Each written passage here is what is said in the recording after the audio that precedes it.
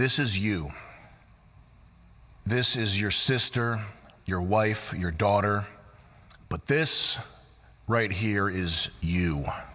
This is your sister, your wife, your daughter. This is you. This is your sister, your wife, your daughter. But this is you. And this is their reaction when you are killed. This is the joy they feel when your sister is raped, when your children are castrated, brainwashed to hate you. This is their ecstasy when the floor of the subway car is awash in your blood. This is you. Make no mistake, that is a symbol, that is you. But this won't last long. They can't help themselves because they're so ugly and so low that the only joy they can experience, the only good that they can envision is to take something beautiful or innocent down to their level. And when they can't do it, the next best thing is blood. This is Charlie's family, and these are his children who will never be able to hug their dad and grow up with a murdered father. And these are the people who smugly revel in this, and they won't stop with just Charlie. The boats are burned. There's nobody coming to help. The barbarians are at the gate. This is the fall of ancient Rome that we are living through currently. And what happens in the next 2 weeks is going to determine the future of mankind. That's not hyperbole. That's just how it is.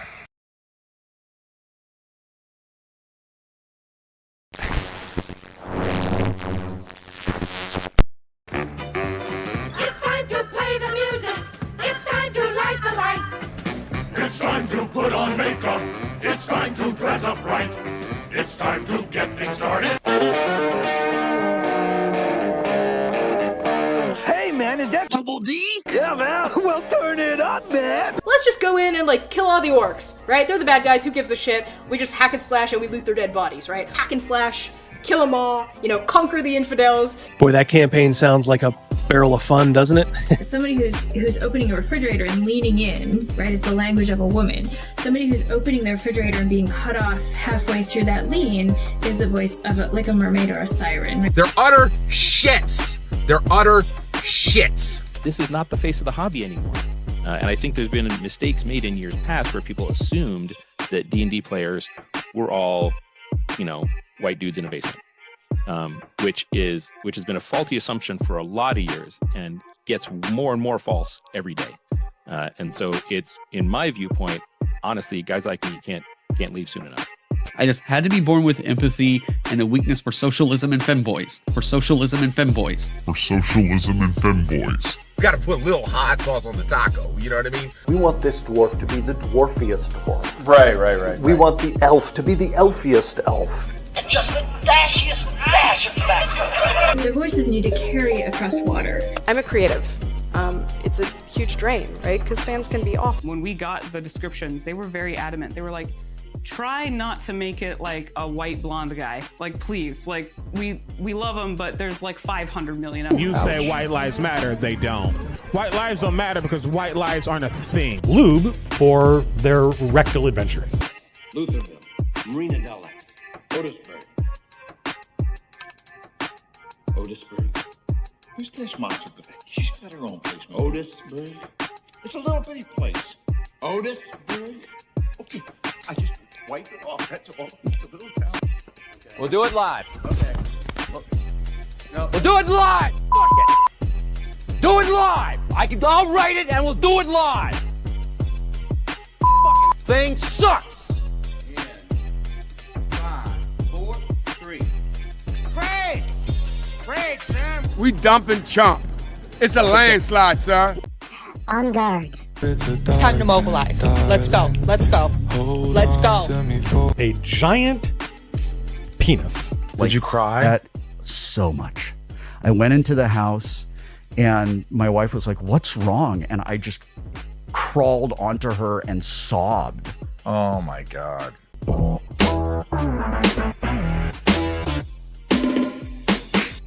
Well, ain't the old opening better?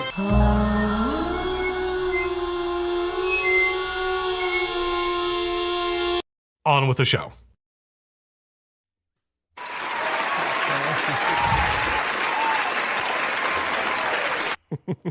Is this accurate? Is what accurate? Jimmy Kimmel lost his... Oh, really? We're going to cover that. Holy smokes. Is that true? Did he really lose his job? I'll tell you what, let's... And also, I threw up earlier... Man, Jeff from Gen Card. Here's another one, and another one, and another one. Throwing my hat into the RPG supplement writing. Good job. All right. Good to see you guys. Is that really true about Kimmel? Can we get chomp? Can we get secondary confirmation? Cal, okay. Cal. I have one right here.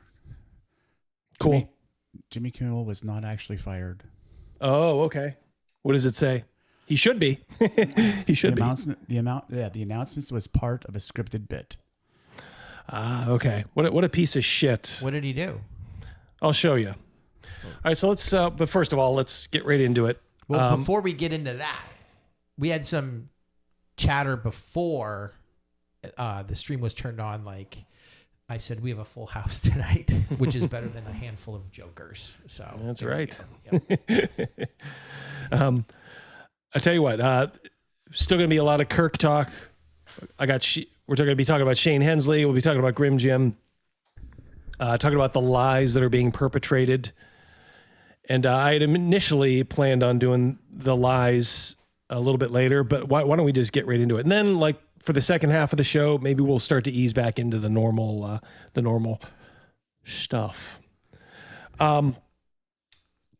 What is going on is simply unbelievable. They are trying to gaslight you into saying that, or into believing that this assassin was MAGA.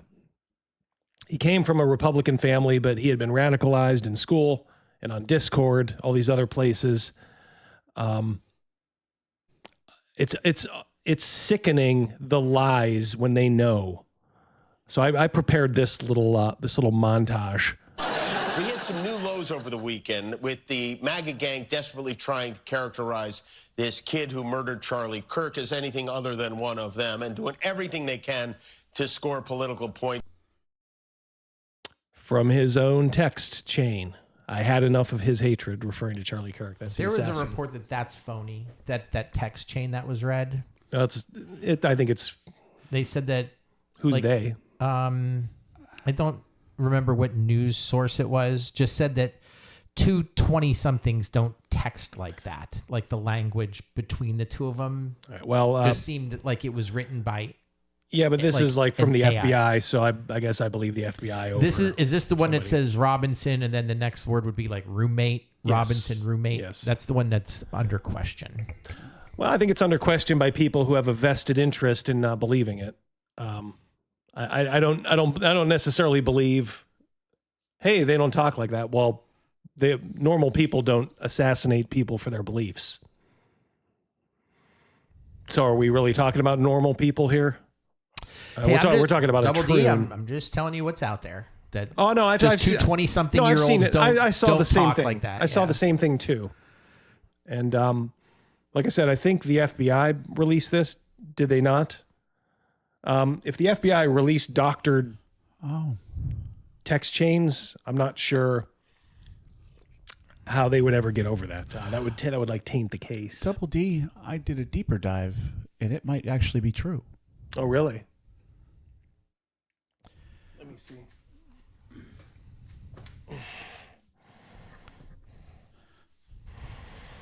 ABC, not about this, but about Jimmy Kimmel. ABC announced on Wednesday evening that it was pulling Jimmy Kimmel's late night show indefinitely after criticism of comments he made on Monday. about the motives of the man who was accused of fatally shooting. Good. Thank you, Rogan. Oh, no, I appreciate that. Thank whoever shouted out the first time. Yeah. We don't got a bunch of liars on our yeah. show. I'll tell you what we do have. They're schemers. That's right. Schemers trying to control their little worlds. Currently trying, this is from our good friend Patrick, currently trying to work on that RPG while I listen, but I'm finding it difficult considering how the past week has gone. How can I be inspired with everything being as it is? It's difficult to keep at it. I understand. Yeah, it is absolutely hard. Absolutely hard. Ryan. For how much? How much? $2 cash. Thank you very much, Ryan. To be fair, me and Rogan came up with that one today. To be fair, at our pre-production meeting. Yeah. To be fair, it is how a neckbeard would text. Yeah. Yeah, exactly. Yeah. You're talking about deeply mentally ill people. So let's just accept this, at least for now, as the truth. And you can see here the assassin is saying, I had enough of Charlie's hatred. Yeah, so can we move on from the white supremacist dying? Can we move on from, he was a Nazi, like, we're done. We've moved on. Like, please, guys. Nice double chin. Please, another white supremacist shot him. Fight amongst yourselves, Mr. MAGA supporters. Like, you guys can... Is that an arrow tattoo on her titty? I think so. It's... Ugh. Probably says insert here below it. Again, saying that it's another MAGA person who shot him. Of all the things I'm going to say, like, well, we're going to talk about Shane Hensley. We're going to talk about Grimjim. Like, that stuff is kind of peripheral. Like, you have to understand that this is actually like the most serious thing, because they are trying to mind fuck you guys into believing something. Well, not you guys, but like normies who they don't follow this as close as maybe we do. And they just throw their hands up and say, well, I heard it was just another MAGA guy. That is how evil and detestable these people are. Utterly without a soul, some of these folks. It's clear. Suspect's high school friend says Robinson was the only leftist in a family of hard Republicans. But they're relying on people's lack of reading comprehension or short attention span for you not to notice what that actually says, that he went against his family. Hence why he would kill somebody who was MAGA.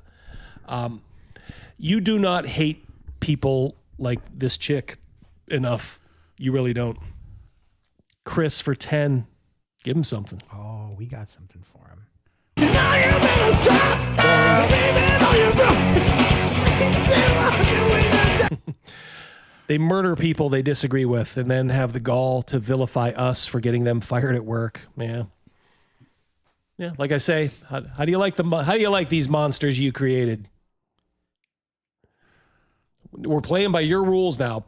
Obviously pray we don't play by the rest of your rules, which we won't. But at a certain point, I mean, my God, how far are you going to try to push? LJ Costanzo, 410. Go ahead. Hey, I got to know.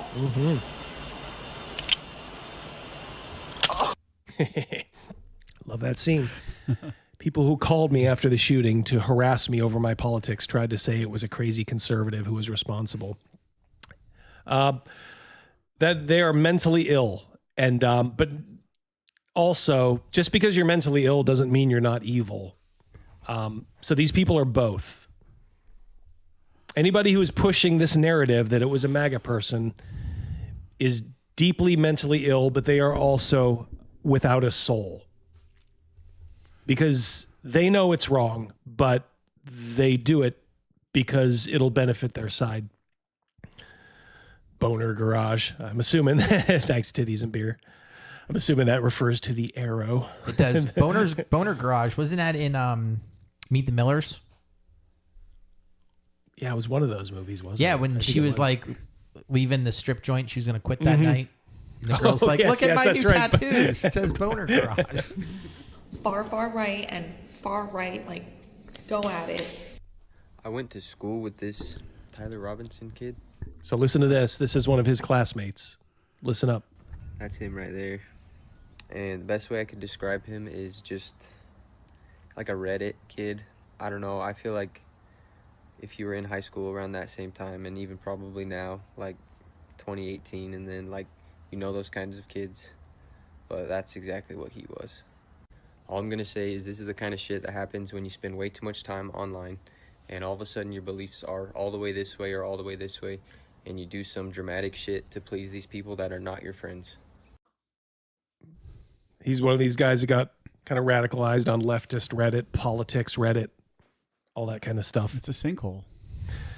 Oh yeah, yeah. Reddit is, you know, with very few exceptions. I mean, there's like normal things on Reddit, like for like hobbies and stuff. But then, like anything political on Reddit is just so left, like in the tank for like left leaning stuff. I all this people saying stuff like this and the ramifications. I'm a firm believer in free speech. I do. Mm-hmm. I think you guys know me as well. Is I also believe that if you push the line, or your businesses have a code of conduct. Yep. Often, yep. You know, your community has a certain standard. You know, you talk your talk, but if you put yourself in a certain directions, you'll pay for it.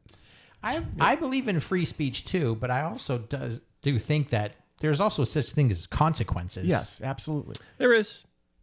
Look, I've said it before. I could face consequences if, you know, the places I work, you know, they might not like what I say, even though I think what I say is some salty language aside, pretty mild.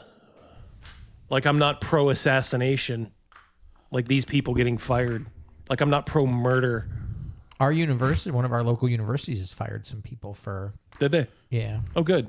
The one that starts with a G. Oh, real? Oh, really? Mm-hmm. You mean the Catholic University? Yeah. The Catholic University that. Oh, good Lord. You play, you pay. Oh, well. Like I said, all you have to do is keep your mouth shut. That's why I will give kudos to guys who I think privately don't have a problem with it, at least, like Matt Colville. And honestly, a lot of the D&D guys, they aren't saying anything, which is the smartest thing you can do. Just say nothing. Yes, I still know, but I can't say anything. If you don't say anything, I can't say anything. So, you know, it may be dismaying to me that you don't have the guts to at least say, boy, that was really bad. Even if I don't like them.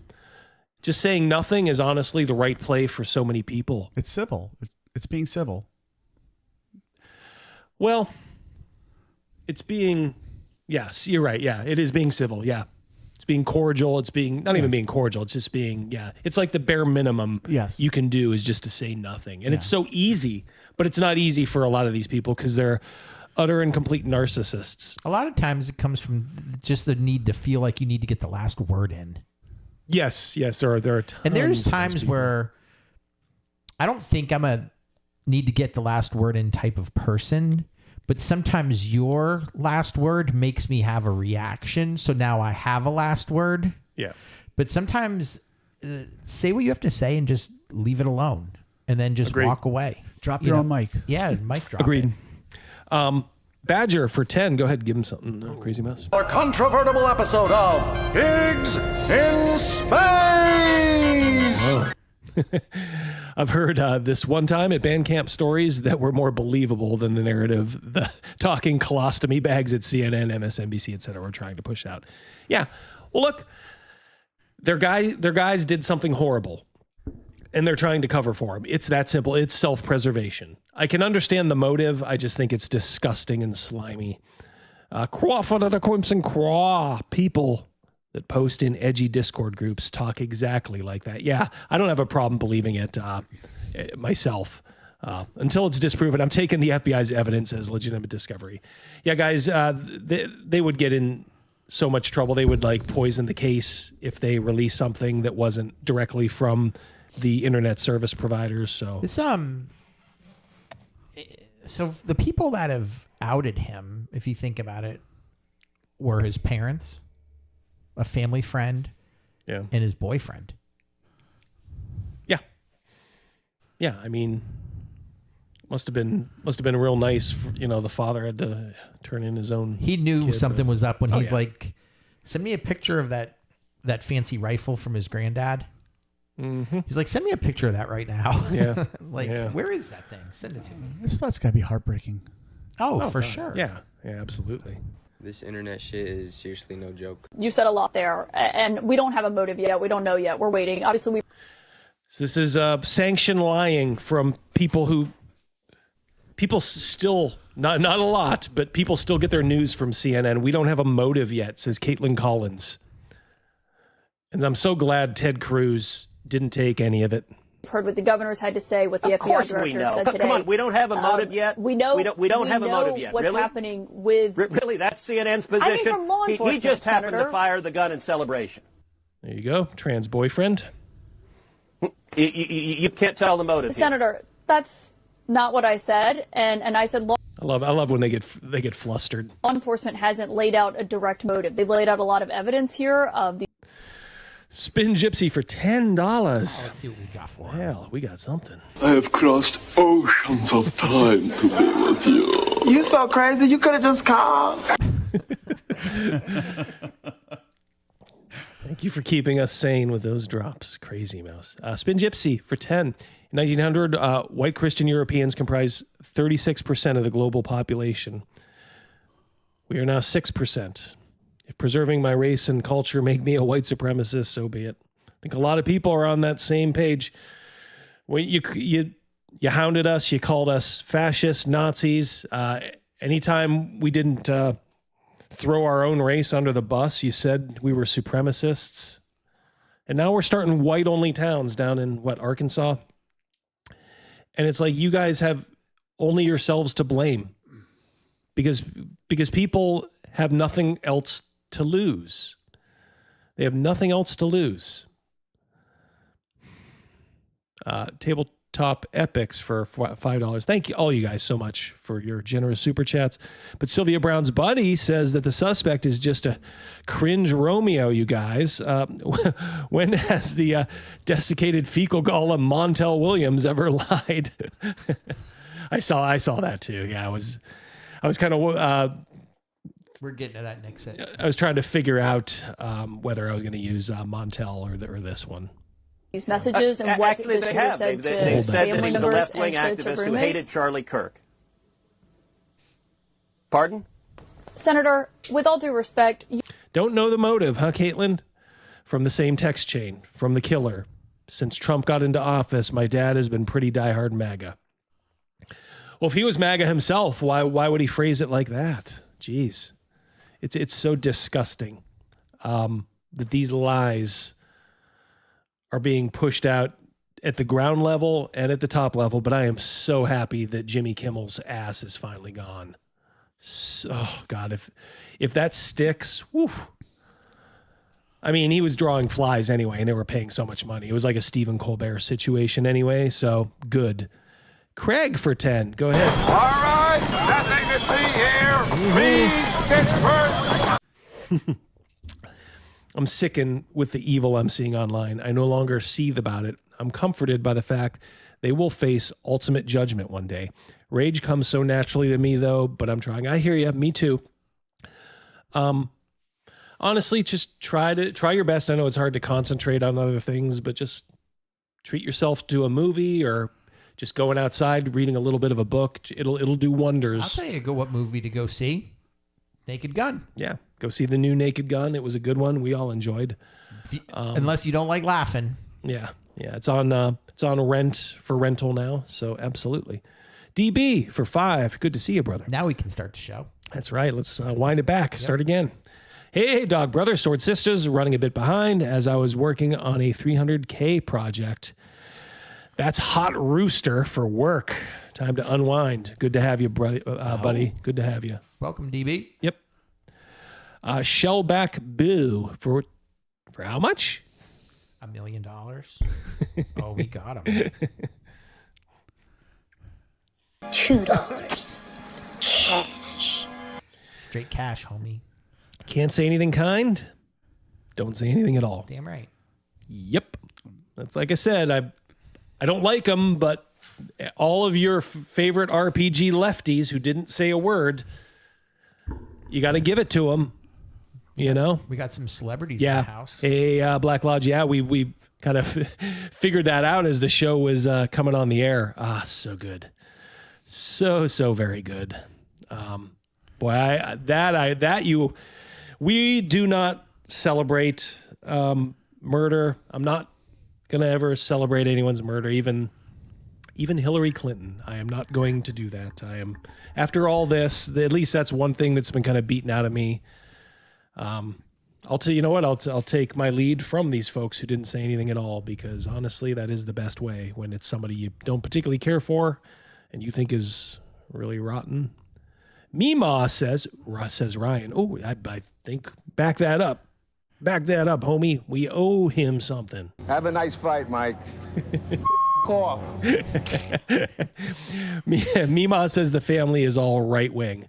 Of course she did. Yeah, admitting her grandbaby was a lefty, gay, furry, troon-loving Redditor, had her slamming back the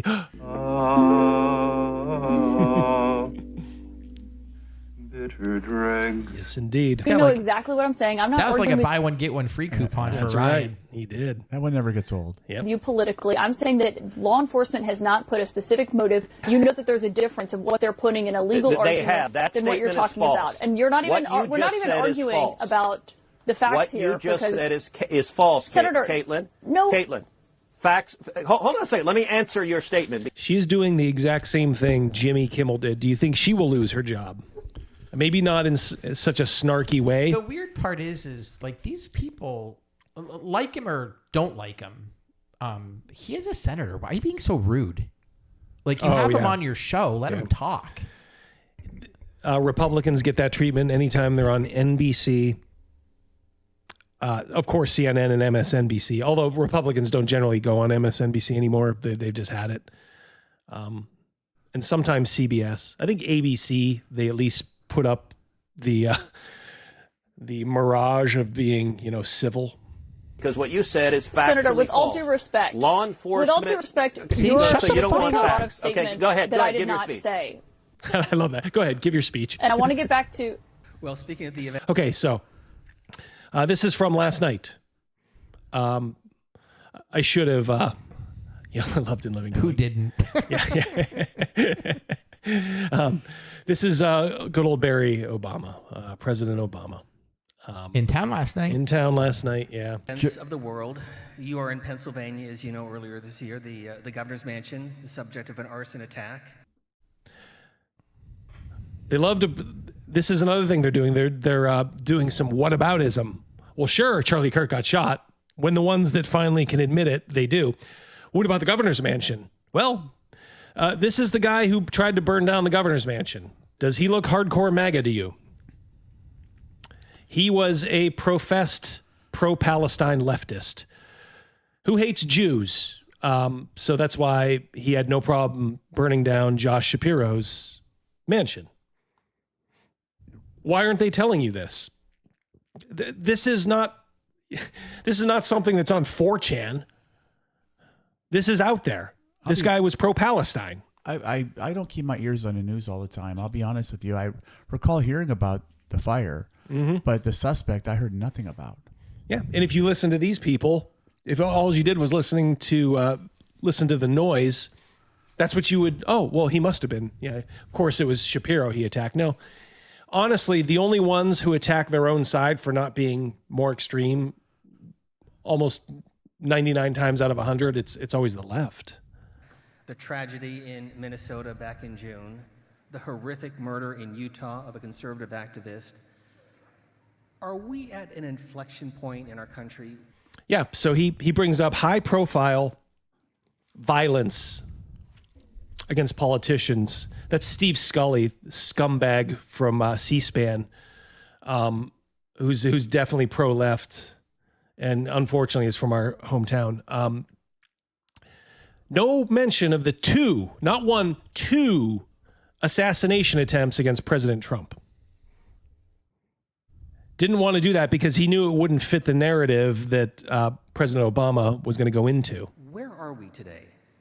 What happened to Charlie Kirk was horrific and a tragedy. But what happened, as you mentioned, to the state legislators in Minnesota, that is horrific. It is a tragedy. That doesn't mean that we can't have a debate about the ideas that people who were victims of political violence were promoting. And so I've noticed that there's been some confusion, I think, around this lately. And frankly, coming from the White House and some of the other positions of authority that suggest, even before we had determined who the perpetrator of this evil act was, that somehow we're going to identify an enemy. So this is last night he was saying this. This article came out Saturday. Came out right before my stream on Saturday. They knew on Saturday that he was a leftist. But these guys do not want you to verbalize the truth so much. They're just clinging to this little chestnut. Why are you trying to pigeonhole the shooter? He could have been anybody, but he wasn't. He was one of yours. Just admit it. Why can't you guys just admit it and say, we need to do a little bit better reining these people in? We're going to suggest that somehow... Get that in just a sec here. That enemy was at fault. Yeah, that enemy was at fault. Yes, when he shot Charlie Kirk in the neck, he was at fault, Mr. Obama. Cash Patel says tabletop ultra American RPG. Releases info about the assassin, Nick and Candace. Jews in space. Yeah, Candace is just brain rotted. To me, that's the whole thing. It's just Candace who? Candace Owens. Mm-hmm. It's not, like I said, it's not so much you can hate Jews if you want to. I honestly don't care, but it's like when that's all you see all the time, it gets really repetitive. I think it just starts to like rot your brain. Cause I've seen some doozies. Let's stay on target here. This was a leftist who was radicalized by Troon ideology. That's it. Wasn't a fucking conspiracy. Ryan Nicolai for 5. Maybe not fake, but possibly staged to hide the complicity of others. Lots of pre-9/10 chatter that seemed to involve others. Clips are fire tonight. Thank you. Yeah, I think it's going to be, if anybody gets charged, it'll be they knew something was probably going to happen, but didn't tell anybody. It won't be as sexy as like it's a conspiracy, but it'll be like, you guys should have known from the way he was talking that this was going to happen, but nobody alerted anybody because they all wanted it to happen. So you may get a couple of symbolic charges is what I'm thinking. But as far as a true conspiracy, I guess I'd have to see more. I think his motive was to kill Charlie Kirk. Yes. Shocking, right, Chris? Yeah, that was his motive. And we are then going to use that as a rationale for trying to silence discussion around who we are as a country and what... It has been 1 week. We're not saying we can't have those conversations. Turning Point USA has had thousands of requests for opening new chapters. Those conversations will happen. You ghouls can wait 1 week before you start saying before you start taking every clip of his out of context. The one I love is the one where they clip Charlie saying, "I don't believe in empathy." And then they'll cut it off there. See, he deserved to die. They don't tell you the second part is, I think a better word is sympathy.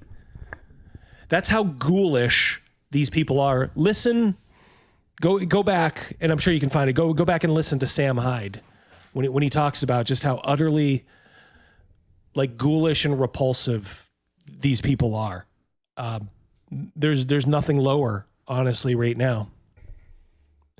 An engineer for 10. He's got something. Go ahead, give it to him. Called down the thunder. Well, now you got it.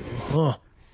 I'd be lying if I said I wasn't skeptical about evidence presented by government agencies in cases like this, but without contradicting evidence, I'm inclined to work with what I have. Look, at some point, we got to believe somebody, and we got Kash Patel in there. I think he's an honest guy. I think he's trying to do his best. I don't think he's perfect, but he doesn't have to be. I mean, I think he's doing a good job. Skinny Chad, $5. He's circumventing the rules. Bump it up to 10, you'll get the whole thing. Skinny Chad. Can I get a? I take requests. Vile monsters, absolutely. It's surprising watching them freak out, being held to their own standards. Yeah, you know, there's some rhetoric out there about Donald Trump trying to change maybe the Constitution so that he could run for president again, whether or not that is doable or not doable. Well, if he is able to do that, hypothetically, and he does try to run again, barring he's still in good physical and mental condition, couldn't Barack Obama technically run again if he wanted to then?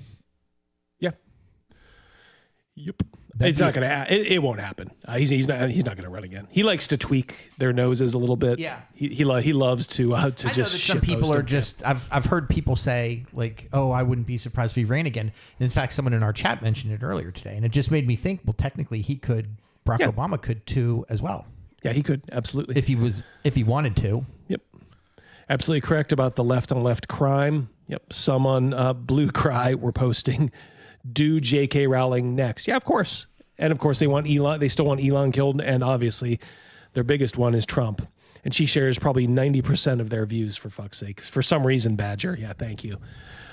That guy goes home to Big Mike every night. Yeesh, just tabletop epics. Behave. Edgelord. Barack Hussein Obama is morally superior to nobody, says Edgelord. And tend to agree. He could have united the country. Instead, he made comments about us, rural folk clinging to our guns and stuff. He has no place to talk. He helped create this environment. He could have been a great uniter. He could have been the one black guy who said, you know what?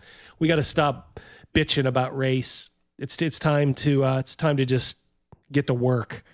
But no, he made every excuse. He was not only was he a bad president overall, he was just so disappointing too. Will history show he's a bad president, or is that an opinion? I don't think he was. I think history, obviously, because he was the first black president, will always be a little kinder to him. He was, in my opinion, he wasn't terrible, like domestically, economically. There were some things like Obamacare. I think has proven it doesn't work. But people, like I said on Saturday, his foreign policy was disastrous. Like ISIS flared up during his term. The Russians took back the Ukraine and then took back Crimea and then actually invaded part of the Ukraine during his term. He was a disaster in foreign policy. Just really, really bad.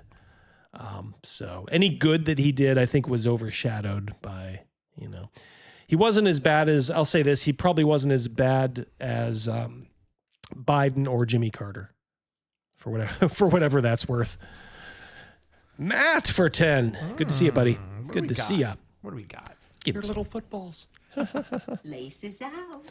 Laces out indeed. Since 2013, we've spent billions on creating a false reality guided by the Obama administration via USAID and the repeat of, Smith-Munt, where they allow, basically, Smith-Munt allows the media to do what Caitlin Collins was doing on CNN, basically just to lie with impunity. They know it's coming, all undone. Yep. Absolutely. Cannot stop that momentum. Yep. Direction we should go. So we have to extend grace. Give that in the moment. To people during their period of mourning and shock. If you were gonna get the job done, there were two better candidates. I have a feeling this video just put you on a few watch lists. Furthermore, when that happens, and it will, It will. Not only will we be insensitive, that'll be the least of your worries. She's been on before. It's gonna be the biggest fucking celebration. The entire planet is gonna celebrate when he takes the turn. Finally. Our enemies are literal demons. They are cackling demons. That's it. $1.99 tabletop epics. Barry makes Angela Davis big proud. Thank you. Yep. We can also, at the same time, say that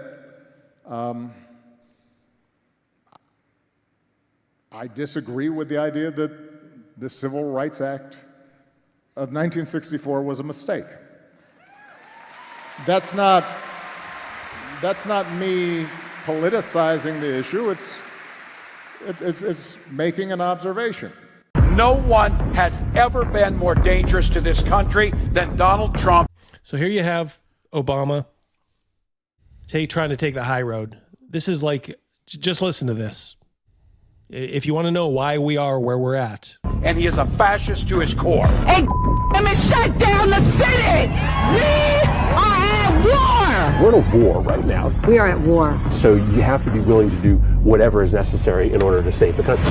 And that's why the gloves are off. Donald Trump and the MAGA Republicans represent an extremism that threatens the very foundations of our republic. And yes, there are many threats to democracy. We see it with these extreme candidates. I just don't even know why there aren't uprisings all over the country, and maybe there will be. You can only push people so far, and then they start to take matters into their own hands. What the American public want is for us to bring actual weapons to this bar fight. This is an actual fight. You know, this is literally call to arms. The MAGA movement is a threat. Michelle says that, when they go low, we go high. No. With all due respect, if they go low, we don't go high. When they go low, we kick them. We take them to the mud and choke them out. And make sure that they stay down. And you know what? Pick them when they're down, because they deserve it. Get up in the face of some Congress people. We are going to be in your face. We are going to be on your...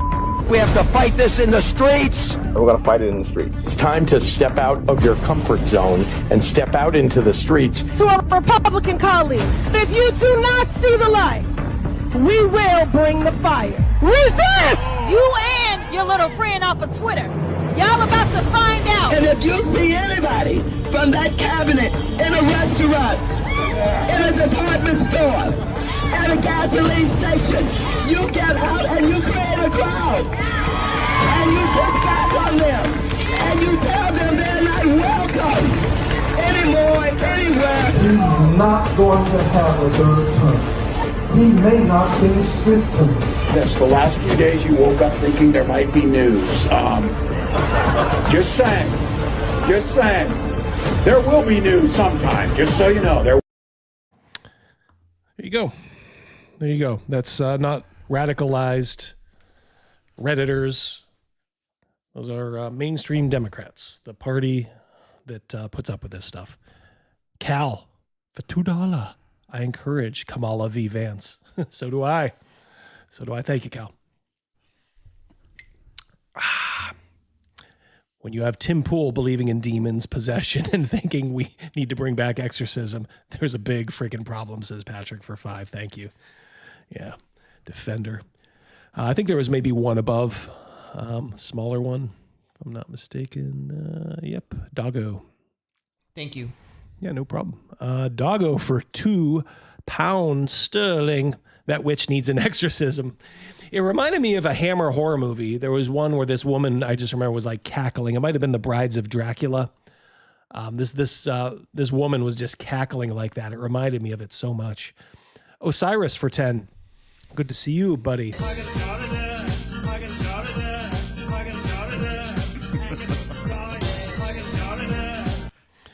The amount of leftists getting fired and Jimmy Kimmel being canned is a little bit of hope. The country is purging Marxism. Got a long way to go.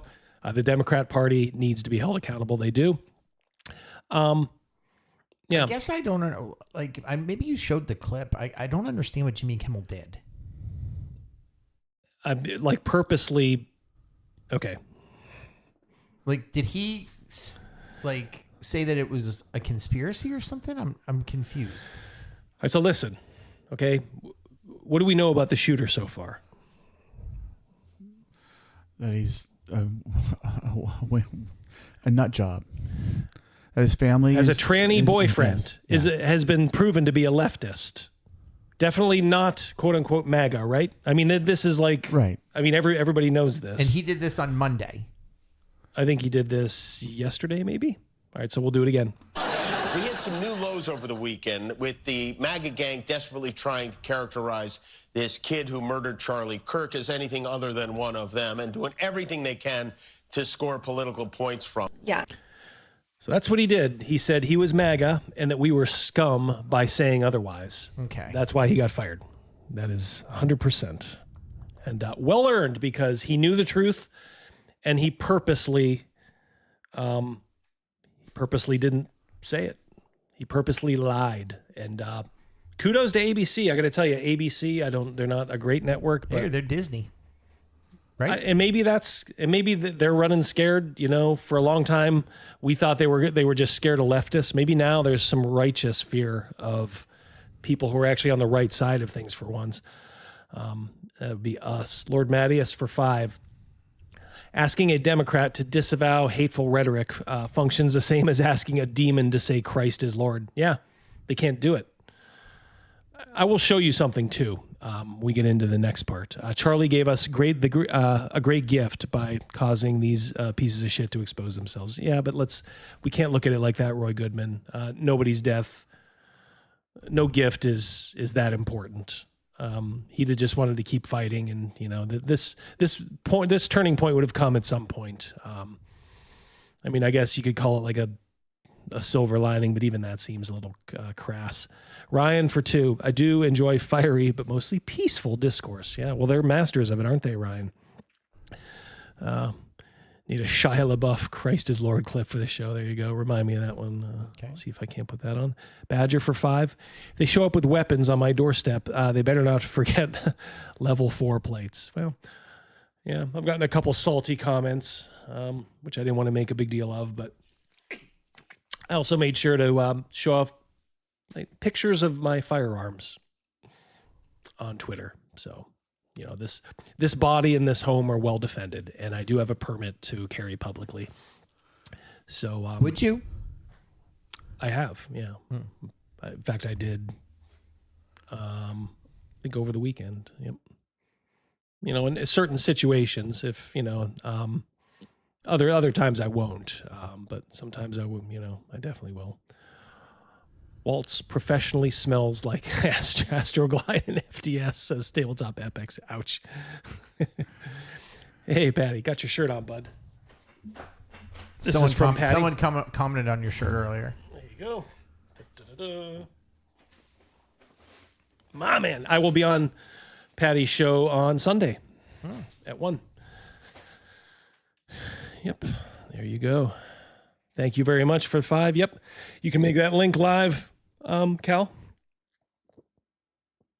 Spin for 5. I love that they're ready to fight, although most of them can't.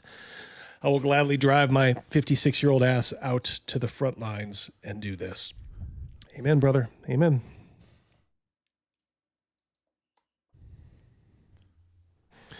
Shani for 5. Give him something. You have nice manners for a thief and a liar. He is no thief, no liar. He stole my heart, though. He really did. Thank you so much, Sean. I appreciate it. All right. Let's get into a couple other things here. Any others? Let's just hold for a moment, if you would, Crazy Mouse. Sure. So, this is Shane Hensley from Pinnacle Entertainment Group, creator of Deadlands. Basically, pretty well thought of creator. He did a couple years ago kind of chicken out, and he removed like references to like the Civil War being a stalemate from Deadlands. That should have been the first kind of notion that he was a little cowardly. But he is well known to be a closet Republican, the most mild and moderate. Like, I think he's just one of these like, well, economically, I'm a Republican, but socially, I'm, liberal. And you know what? That's fine. And nobody would have had a problem with that, certainly on our side, because nobody ever really said anything other than just kind of rolling their eyes when he got rid of the Civil War. So Shane said this after Charlie got killed. I like Charlie. I didn't agree with all he said. What didn't you agree with, Shane? But I appreciated his courage and how much he genuinely tried to find common ground with those who disagreed. He literally gave his opponents the mic and listened to every word they said, then challenged them to honest debate. We need more of that, not less. And I'm greatly saddened at his loss. Everybody's like, hey, did you hear? Shane came out swinging. Not really swinging, but he came out and did something good. And then because they're having a Kickstarter for one of their products right now, I was almost ready to do a video. Good for Shane. And of course, the day after, a bunch of filthy troons got into his ear and told him, oh no, we own you. We own you, Shane. We own you. Which led to this. I want to post a few things from the comment section of Deadlands Dark Ages Kickstarter, where Shane Hensley addressed comments, blah, blah, blah. This is from Shane, actually, down below. Hi, friends. I'm sorry my Facebook post has overwhelmed the Kickstarter space. I think basically that's how he got wind of it. People on their Kickstarter comments started to talk about it. And I bet you it was, maybe, 8 to 15 lunatics. I should have found a way to move the conversation elsewhere afterward, but I didn't want to appear to be hiding for the success of the project. Principles always come first. So on that, I acknowledge that Kirk's beliefs caused harm in ways I didn't really grasp. And thanks to long and frank conversations with awesome people. Oh, press X to doubt that. I have a better understanding of how it affected them and appreciate that they took the time to explain it to me. You mean they threatened you? Let's be clear. Everybody knows that's exactly what happened. I apologize that I caused any undue stress to anyone. I still value hard debate. I think any opportunity to hear opinions other than your own, blah, blah, blah. Basically going on to disavow his nice words about Charlie Kirk before. I'm going to step back from this project. Too late. So obviously everybody on our side basically said what a coward he is. Yeah, exactly. Chris Miller, exactly. There is now an enemies list on a Reddit thread, which includes Pundit, of course, the blacklisted Alex McCrease and Zach Sabbath. Disgusting. Yeah, never apologize. But you know what, guys? He wanted to apologize. I'm in communication with someone who was talking to Shane during all this, and this person was trying to convince him, like, why are you doing this? You know you were right. I had it, before. And Shane is he's unrepentant. He's like, no. I did bad, and these people are hurting. I believe he may have actually said that the people who were offended by his good words about Charlie Kirk were hurting. How about Erica Kirk and their two daughters? Right. Do you think they're hurting? Shane? What utter cowardice. I don't think Shane Hensley is a bad person or an evil person. I just think that he has no backbone whatsoever. He has absolutely no backbone. What I mean, other than condemning the woke or whatever it is, or pointing the finger, I'm like, what his statement, there was some sincerity to it. There was no venom, it was polite. But what you're fatally misunderstanding, Rogan, is the people that came to him are the same people that would have been in that shooter's Discord. Damn. Period. Without question. So this is the death of a civil conversation. I hope not. But a lot's going to be decided over the coming months, I think. Our buddy James for 5. Charlie Kirk is a Christian martyr. Amen. Yes, he is. Clear out of here! Yep. And by the way, while we're at it, please don't try to scold me on my tone. You know, I've had a couple of those comments just for being fired up. I understand some people's hearts are in the right place, but this is my channel, and I will speak as I speak. And if raw emotion is getting the better of me because I am mortified by the murder of a father of 2 kids, and then almost equally mortified that people are saying after the fact that the killer wasn't who the killer was and that the victim deserved it, you may get a little bit of piss and vinegar from Double D. Thank you very much. I do appreciate that. You know, like I said, I think people don't do that to folks. Like I said, my channel, my rules. I'll run it the way I want, and I'll behave the way I want, for good or bad. Spin Gypsy for 5. I didn't know Charlie that well. I didn't think I needed to because he worked with the mentally ill. However, now catching up on his old vids, what a national treasure. Yeah, watch some of those. I got a little taste of it too coming up here. That was kind of like the confronting the lies video I showed earlier. There's one that's a little bit more hopeful, and then hopefully that can springboard us into kind of more normal content for the channel. Do you know how I got introduced to Charlie Kirk? How? He made a incorrect reference to LeBron James, about LeBron James. And it was about Michael Jordan, how many game-winning shots he's made in like the playoffs. And then he said LeBron James is like 0 for 14. This was a current video. Yeah. And then and it just showed up because of like in a LeBron chat room, and I'm a LeBron fan. But anyway, then they had to go back and, you know, disprove the fact that LeBron has like 7 game-winning shots in the playoffs, like at the buzzer and things of that nature. And that's actually how I got introduced to Charlie Kirk. And then because of watching that video, YouTube, the way that the algorithm is, sent me more Charlie Kirk and Ben Shapiro like videos because of that.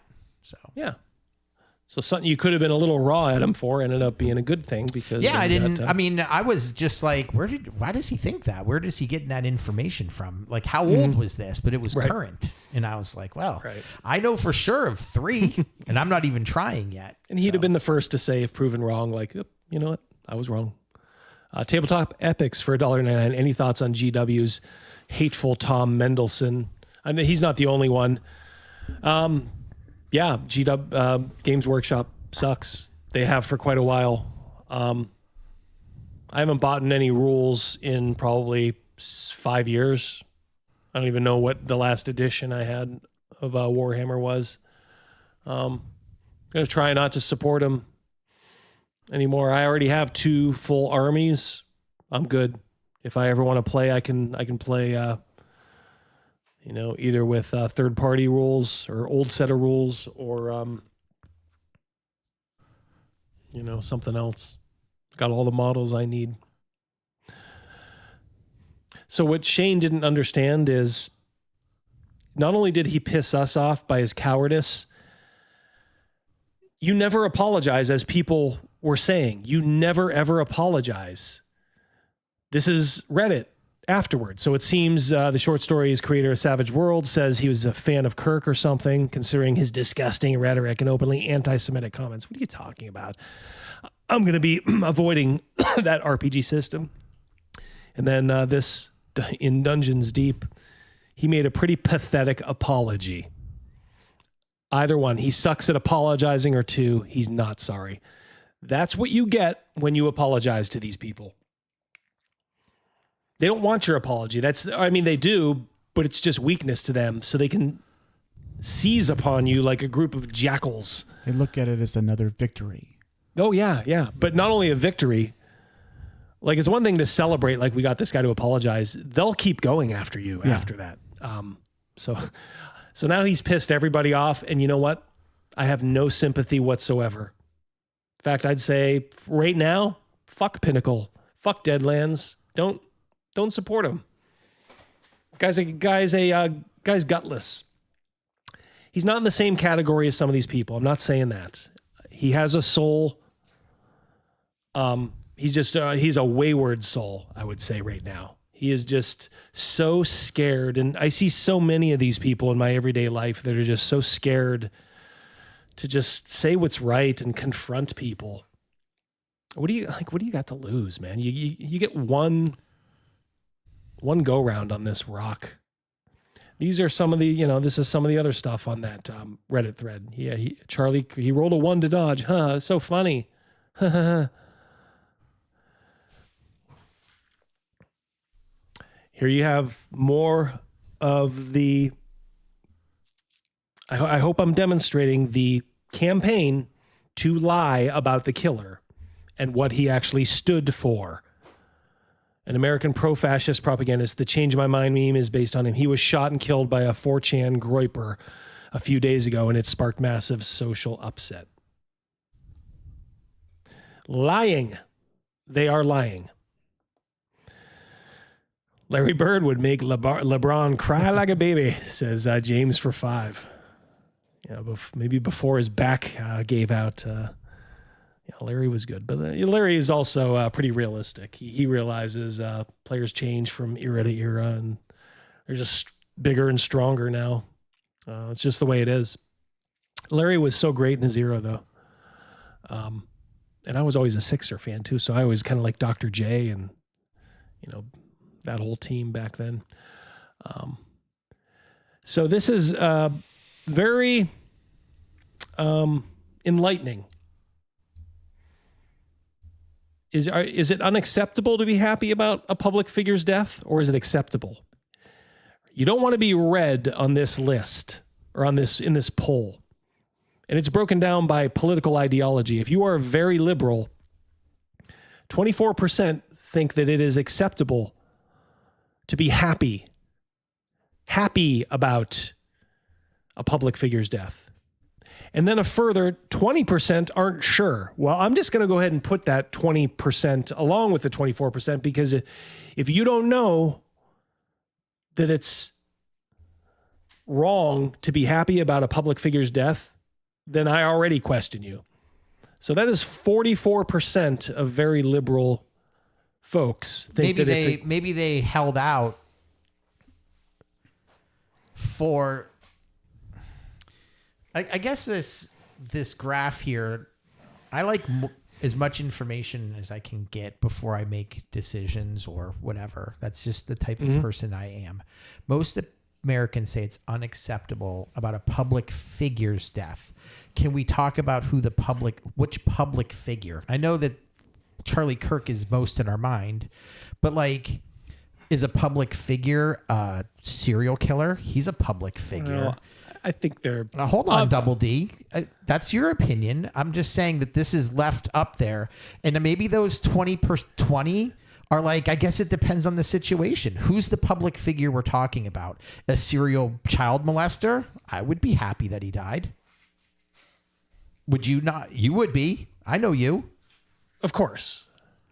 So I guess we need... I suppose it's possible. We need more. I want more information. The word public figure is just too vague. Yeah, I have a feeling they're asking this right after Charlie Kirk. Right so after. I think they're talking about, Charlie Kirk is who they're asking about. Okay. Well, maybe this will further hammer home the point. Most Americans across the political spectrum say political violence is never justified. But younger and more liberal Americans are more likely to disagree. Again, very liberal. This is political violence. There's no murkiness here. 25% think that it is justified. 14% are not sure. I will put those 14% on there, so it's close to 40%, because if you're not sure that political violence is justified, then You could take that 6 and throw that over there too. Yeah. So I'd prefer not to say. Yeah, prefer not to say. That's almost more sinister, isn't it? They should have that like closer to the red, I think. So there's a problem with the very far left. Look, very conservatives, there are, let's see, probably like 3% of very conservative people think that political violence is justified. That is a problem. Our 3% is a problem. But if our 3% is a problem, what about the 25, or more?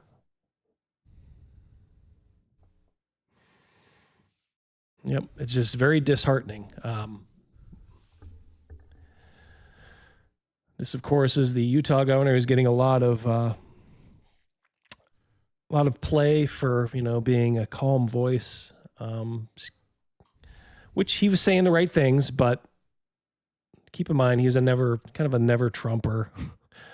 Is this the kind of discourse? Maybe he could have shouted himself out as being participating in this kind of culture. My wife had a dream last night that she was punching Donald Trump in the face.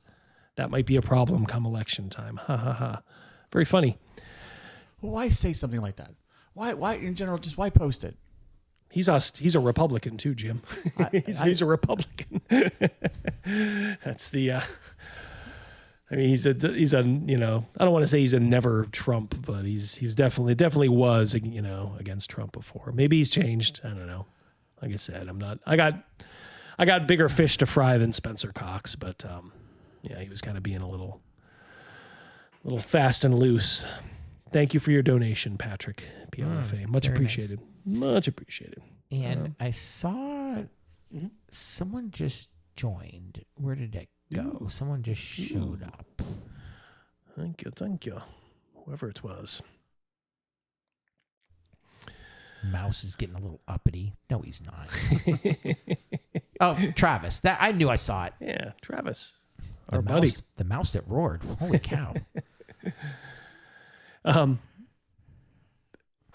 This is Grimjim, and we'll get to the video here. Now, Cal, I actually got this from you because I couldn't find the original. I'm going to trust. I think Cal had this clipped. This is what Jim was saying. Let's not labor under the pretension, even for a moment. There you see him at the bottom. That Mr. Kirk deserves the consolations of posterity. Grimjim is so up his own ass. If you don't know, Jim got canceled for some, I don't even know how to put it. I guess some comments about RAPE in like role-playing games. And he wasn't like pro, anything, but the left canceled him, and he is a huge leftist, and it broke him. And he has been doing nothing since then but trying to get back into their good graces. I will continue. I'll not demean your intelligence by genuflecting to COD morality. What is COD? Call of Duty? I don't know. COD morality, or performing the tedious charade of concern over the death of a foe. Why was he a foe? Like, why would Charlie Kirk be your foe? I don't know. You may have disagreed with him, but I don't know. Did he steal your girl? Yeah, exactly. An actual foe. If we cannot dispense with these pointless rituals without being accused of barbarity, then civilization is already in retreat. One is already reminded at such moments of the indecent haste with which canonization attends the demise of mediocrities. He writes in this obtuse language, and he doesn't really say much with it. In the hours following the death of Charlie, we have been subjected to lachrymose paeans. I hate this guy now. I do. To his supposed bravery, his supposed originality, his supposed significance. What do you mean his supposed? The country has literally stopped. A, you're a Brit. You don't get to tell us who's significant and not. Not to mention the rather desperate clutching of his comrades at the fact of his demise as something to hang around the neck of the left. Again, Jim, just like all the others, you can't blame us. Permit me to suggest that this is, to employ the vernacular, absolute bunk. What is bunk? That he was a leftist? Oy, oy, oy. It's a lot of fancy words that say, just to really not say a whole lot. I know. I needed a dictionary. Yeah. Yeah, that is somebody who's trying, like good writers, even intelligent ones, will not write like that. This is somebody who is a fart sniffer, who is trying to prove to you that he knows more than you. He has a much wider lexicon, a bigger dictionary, if you will. An elevated sense of self-worth. Yeah. But he's also one of these guys who pretends that he's disabled because he's fat and has like fibromyalgia or some shit. He's a pathetic fat worm. Hear that, Grim? You're just a worm. He probably rounds up. Oh yeah. I can't stand that. Yeah. I never round up. Round down, man. I never round up. I wouldn't call this guy a tip thief. This guy doesn't tip. Yeah. Tip baiter. Tip baiter. Yep. Spin for 5. Not trying to front run the show, but did Alexander drop out of Arnicon, or as you say, is he too much of a narcissist not to bow out? I don't believe he did. And you know what? I think the people who run Arnicon are just like, fine. If you want to go, you're going to, you may get some heat. And I would say give him some peaceful heat. Tell him that you didn't like what he said. Yep. It's called conditioning, Rogan. I agree. Cal, we are closer to civil war than many realize. I hope not. I mean, but it may be, I don't know. Things, all I know is things have to change. Because we can't keep having people gunned down. We can't have like that cackling demon have any influence at all. There are signs that people are listening. ABC getting rid of Kimmel is huge. And Stephen Colbert is already gone. And you know what? They may have found an excuse, but I think some of it was like they were just tired of it. He was just talking politics nonstop and people weren't tuning in. So I think there is a little bit of change coming. We're curious for a membership. Give him something. He's been around so long. Give him something, Crazy Mouse. Anything. Listen, punk. To me, you're nothing but dog shit. You understand? A lot of things can happen to dog shit. Good movie. Yep. Thank you, Mercurius. Good to see you, buddy. Ryan for 2. $2. Genuflecting tells me everything I need to know. Yeah. Yep. Our buddy James for 5. I can't take the opinions of steampunk Scientologists seriously. Yeah, that's a good. I've never heard that before about him, but boy, that's actually kind of funny. I gotta agree with that. That should be on a T-shirt. A steampunk Scientologist. That's a good one. That's a good one. DB for $2. Grim is tiresome at his best and mostly insufferable. Yes, he is. He is.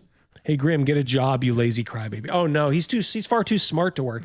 I will say this. He is a classic socialist in that he's just like Karl Marx, Vladimir Lenin, all those guys. They were all lazy and didn't want to work. That is fact. Speaking of that, look at that perfect segue. Ooh.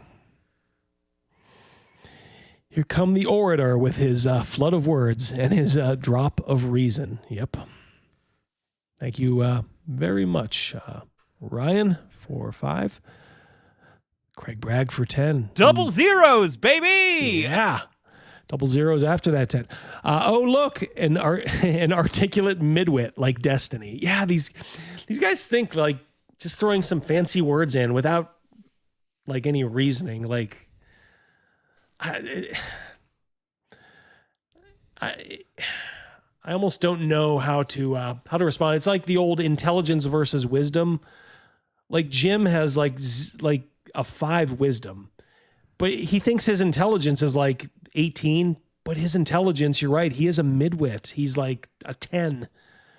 I've never bought that just because you can memorize some facts. I know people who know a lot of facts in my life, but if I had something serious I already going know who on, you're talking about. Look, if I had something serious going on and I needed to bounce it off people, I'd bounce it off these two guys in the room here because I know they have a good wisdom about them, a good life experience. Thank you. Tabletop epics for 5. Lord Greasy Sausage Fingers of the Great House of British Self-Loathing. Nailed it. Purple in his writing. Yep, a lot of purple prose there. And one day, purple in complexion if the belt is tight. Yeah, I like that. Guys are on fire. They are. Hey, don't knock steampunk, says Mercurius. All right. Mea culpa. Ryan for 2. Wait, does this prove the texts are real? All right. Let's see here. Let us. Oh God. Grim is 7. I feel little or nothing about this, despite my philosophy being that all human life has some sort of intrinsic I see worth. a booger. Already, yeah, right there. Already off to a great. Yep. Yeah. Oh, heavens to Betsy. He was doing like a live SCX thing, like an RPG. It was like one of those like role play with porn stars thing. Only it was like virtual. He was like doing like one of those virtual RPG sessions, and I guess they did like sexual stuff. I don't know what it was. I'm trying to cleanse my brain of knowing that information that this guy may have been naked in front of the camera. Ugh. Oof. Maybe his wang would take our freaking attention away from the booger hanging out of his nose. Yeah, at this point, I'm not sure what's worse. Patrick Demo for 5. Ever notice Grimjim is not nearly as articulate speaking as he is when he has a thesaurus to reference? Yes, exactly. Yeah, inflated diction for a midwit. I could tell he always kind of looked down on me too. I know exactly what he always thought of me, but I always actually, when I first broke in, mostly because for some reason T-shirted historian is like friends with him.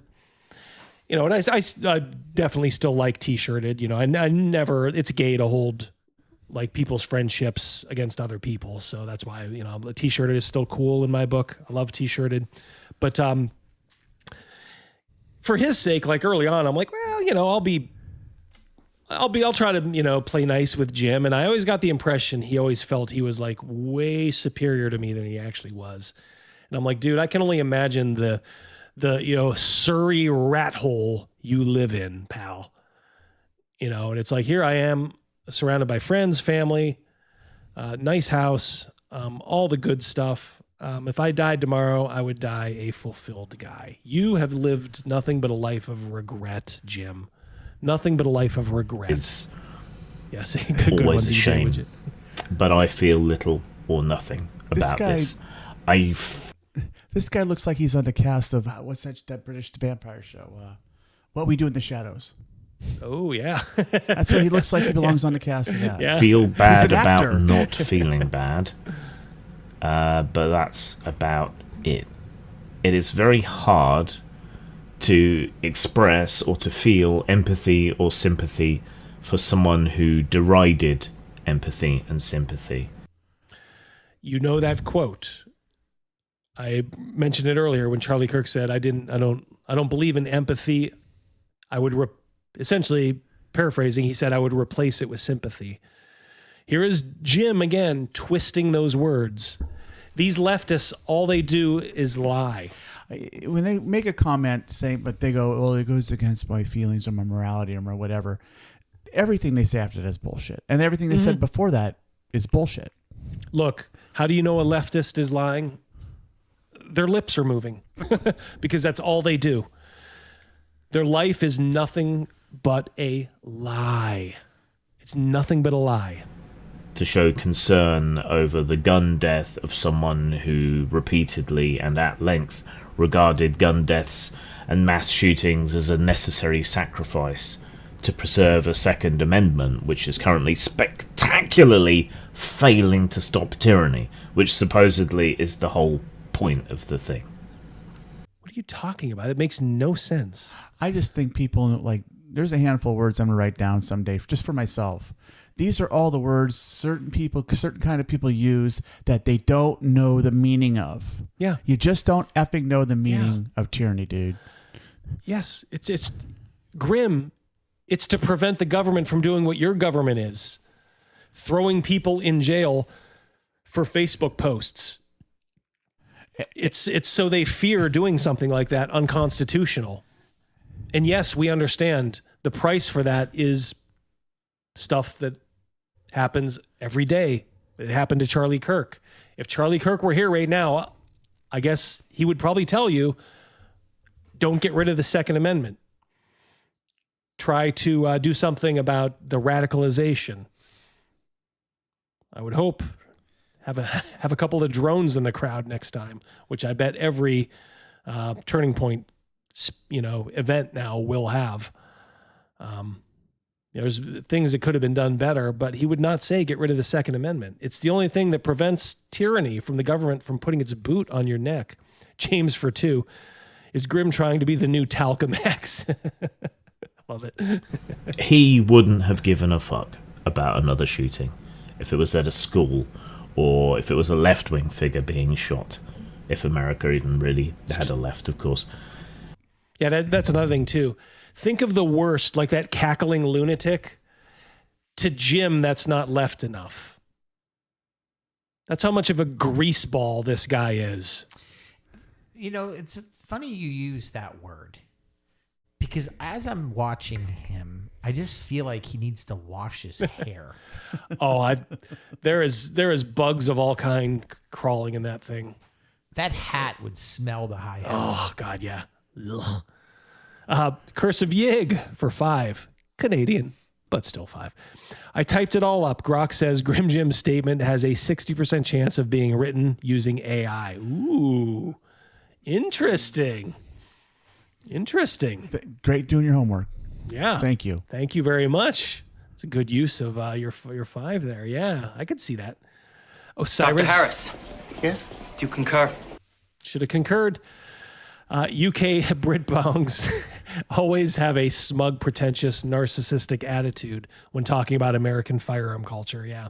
UK cops arrested a man for calling someone a Muppet, as they say in the UK. Allah Akbar! Absolutely. What you don't understand, some of you, is they arrest people for silently praying across from abortion clinics in the UK. There was a man who was arrested not too long ago for just being out in public reading a Bible. Just read, not quoting, not saying, not just standing there reading the Bible. Yeah, that is what the Second Amendment is for. So when enough of that happens, enough people will march with their firearms and say, "You will stop doing this. This is not what the founders of this country had in mind. Stop." To be fair, Double D, the UK has been extremely left-wing, more so than the US in this past decade. Absolutely.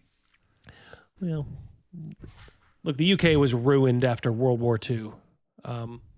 Even though they quote-unquote won, they used up every penny in their treasury and then had to start the whole welfare state. That honestly started the fall of Britain, which we're living through right now. Badger, Second Amendment allows me to profess my love for bacon and other things. I like bacon. Cal for 5. The U.S. has a Second Amendment because of the former British Empire. Yeah, you figure somebody as smart as Jim would understand this, but I guess he's having AI write his speeches now. Get an American AI to write it. He decried the sympathy that people are now demanding should be expressed. This is such a lie. He was a Christian. And I find I just can't do it. And that disturbs me, but I also understand it. Doesn't disturb you. Right? One can run out of sympathy. You don't understand most of the words you use. Compassion fatigue. One can only take so much inhumanity before one loses that sense of connection. especially for one's enemies. If they prove themselves to be inhuman, to dehumanize you, then... Remember that montage of everybody just calling Donald Trump and his supporters fascists? We got to go to war? You talk about dehumanizing. What have we been called the last 10 years? Nazis, racists, everything under the sun. Problem is, you guys will just shrug your shoulders and say, yeah, but it's true. And we say, no, it's not. What we say about you is you guys are communists, which is true, and you guys don't even deny it. We just can't believe that the whole world is being fooled by you guys. Well, not the whole world, but a lot of the world is. That seems to dehumanize them in our eyes as well. You can argue that it's hypocritical, but I'm just kind of trying to pin down what I feel and why right now. You don't feel anything. You have no emotions. You are dead. I have never seen somebody so dead inside. Have you? Like, this dude is dead. He excused and he argued for inhumane, nasty, and vindictive treatment of other people that he identified as the... He was a Christian. Oh, my God. Tabletop epics in the UK. Grape is usually halal. Thank you very much. I stepped away for a bit. What's the deal with satanic Ringo Starr, says Doc. Other.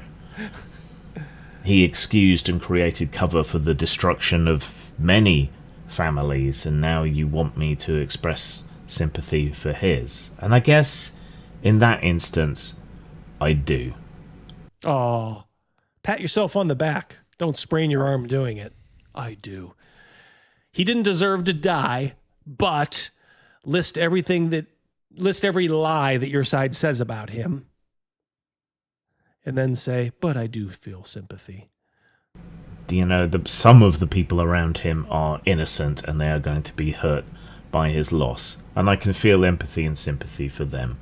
Just I don't think you can feel sympathy or empathy, period, Jim. The impersonal nature of the destruction and death that he supported and excused, and the personal nature of what happened to him, the visceral nature of it, we've all seen it pretty much whether we wanted to or not.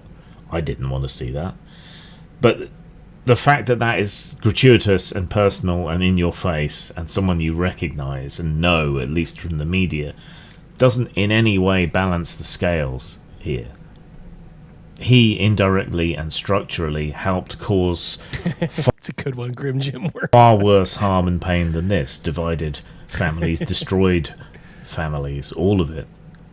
Hell, I mean, even right before he was shot, he was arguing against even the most basic gun reform in the US. It kind of makes me think the shooter can't have been American, because Americans don't understand irony, so maybe it was a foreign shooter. I never really... I think that was his... I think he was waiting for a canned laugh track there. Realized how mainstream Kirk even was until recently. I'd kind of lumped him in with the Nick Fuentes and the rest of that kind of incel podcast fascist larvae who crawl out of the internet like black mold to shit everything up and poison everything. But Kirk apparently wasn't fringe. He was able to control his smirk better than Fuentes, that perhaps made him a bit more telegenic. He was sat at the banquet table carving slices off the turkey of American politics and the whole far-right grift. Then he built something institutional. That's worse. That's more dangerous, because individual cranks come and go. I don't think there will ever be another Alex Jones. But institutions... Well, why don't you kill him then? I'm sure you guys are plotting it. Those linger. Turning Point may even swell to full tumescence, fueled by his death, which would be bad for everybody. God, you don't even know. My vast So let's start with dictionary. that. Turning Point My vast USA. That was vocabulary. Kirk's baby, the youth organisation that was supposed to be the conservative answer to all those liberal student societies. What liberal student societies? I think he's watching some psychedelic 60s television sci-fi. I have no clue what he's talking about. Does he actually live in Britain, or does he Yes. live in America? No, he's a Brit. He's a Brit. He lives in Britain. Liberal student societies. They're I mean, what do they do? I mean, you can't count Antifa, seeing as they just go around vandalizing stuff. Name one organization on the left that did the same thing Turning Point did, where they went to college campuses and invited open, robust debate. There's not one. Do you know why? Because they're lazy. They're lazy and they're unintelligent. Well, lazy, yeah, but they also look. Their ideas don't. When you say their ideas out loud, they don't hold up. Right. Yes, a biological man should be able to beat up on a woman in sports. Really? a fact. Really? Why? Say it out loud, as Crazy Mouse always says. Say it out loud and see how it sounds to normal people. Right. It's stuff like that. A lot of the stuff that they champion, almost all the stuff they champion, just doesn't sound right. Jeff from for $10.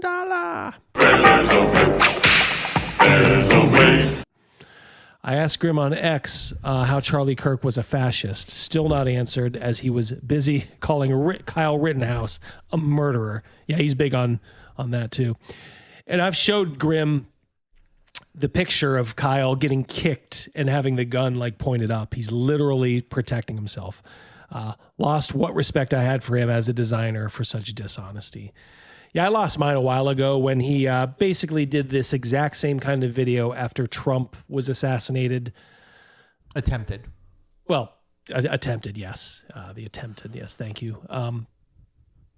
So yeah, you didn't have breaking news right there. Yeah, no, thank God. That's all we need. Although people like him, they will be celebrating. You guys ain't seen nothing yet.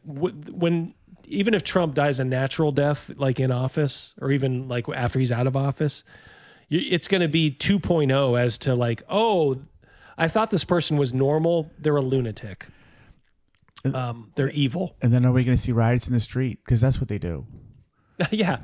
Well, somebody had a good meme. Like here's when one of your guys dies, and it was George Floyd, and they showed like all the mayhem and Right. like cities burning.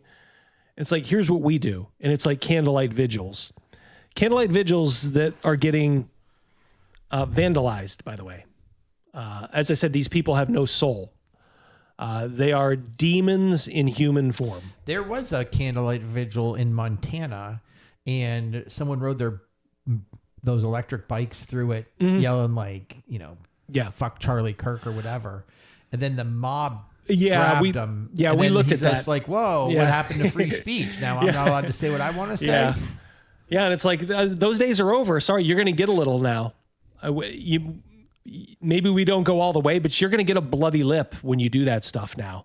And you will get fired from your job. He could have, he was going there, and the mob took care of him maybe because the emotions were still raw about Charlie Kirk. Sure. But maybe yeah. they were also just pissed off because you just came in our house and just fucking threw a gasoline fire. Yeah. Right. He was being a provocateur, Right. of course. He was just being a jackass and then got, the whooping that he asked for. Yep. Agreed. Like he asked for that. Like, what did you think was going to happen when you went down there? Played a stupid Say it out game. loud. Hey, Yes. everyone's down there at a candlelight vigil. You know what I ought to do? I had to ride my bike down there and start screaming at him.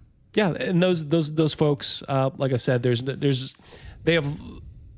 are soulless, and I'm not saying they can't ever get their soul back. If they find their way back to the Lord, but these people that's not the way they operate.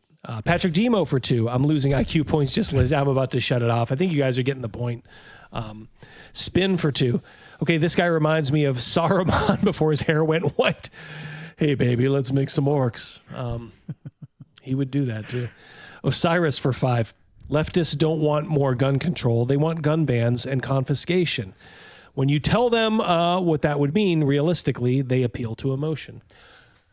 Well, they know that's the only way to get their preferred form of government introduced, because they know normal people will rebel against it. Look, socialism has not worked anywhere. Just look at Venezuela. I mean, that's if you want your country to turn into a third world shithole, just start taxing the rich and to ridiculous and exorbitant places, and then giving money to criminal lunatics and people like Jim here. Yeah, Shelby, I can smell the weed and shrooms through the video. Oh, God. He probably reeks of it. One of these guys, like, I'm disabled. Oh, I'm so disabled. He smokes weed all day. And yeah, you're right. I got turf toe. This really helps with it. Yeah. Yeah. Now, he is definitely more of a fibromyalgia type guy. Slob zombie. Ooh, I like Slob that. zombie. Love LJ, that. nice. Love that. Slob zombie. Yeah. Yep. When Vance is president, the left will say Trump wasn't that bad. Yeah, they always do that, huh? People forget, like George W. Bush, my wife and I were talking, and she said something like, I said, hold on. I'm like, you're forgetting. They used to call George W. Bush a fascist and a Nazi. Oh, Slaba bin Limey. Guys are on fire. People are correcting me. It wasn't Montana. It was Idaho. It was Thank Boise. You. Yeah, Thank you so much. Which makes it even more raw, because that's where it was. Obviously, that's where it all kind of, kind of in that area. I tell you what. Let me give me control for one moment got it. here. Yeah, just one moment. Then I'll give it back to you. I want to.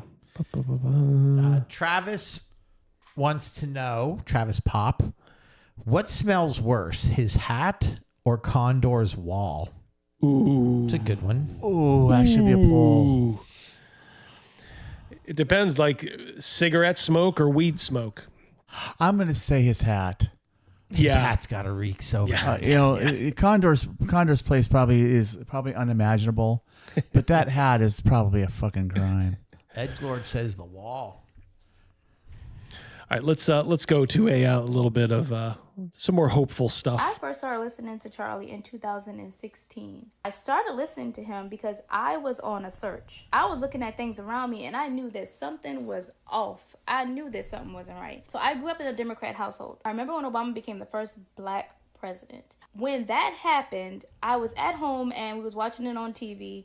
And I remember, like, when we found out that he won, everybody in the house started clapping and like cheering. My mom, like, she even got emotional, and I never thought my mom really cared about politics at all. So in that exact moment, as I'm clapping and cheering with my family, I immediately stop because I'm looking around and I'm like, why? I asked a lot of questions. I turned to my mom and I asked her, I said, Mama, why are we happy? Like, why are we cheering? And my mama said that Democrats have always been the party for black people. So I remember, like, I took note of that. But in my mind, I was thinking, well, it doesn't seem like they've helped us much, because I've seen a lot of patterns in my own family growing up, and not just in my own family, but in the black community as a whole. I pay attention, and I see patterns that are not getting better, but are actually getting worse under the Democrat Party. So I took note of that, even though at this time I was in 11th grade and I didn't know nothing about politics. Fast forward to 2016 and Trump was running for president. There was so much negativity coming out of the mouth of people that I was familiar with that I was shocked. I didn't understand what was going on because, I grew up hearing nothing but good things about Trump. I mean, That's the thing. They always try to forget, like, he had those pictures with, like, Jesse Jackson. Everybody loved Trump, like, before he started to run for president. And it's like immediately, like, the switch was thrown, and I'm so glad this sister saw through it. Ultra American for 2.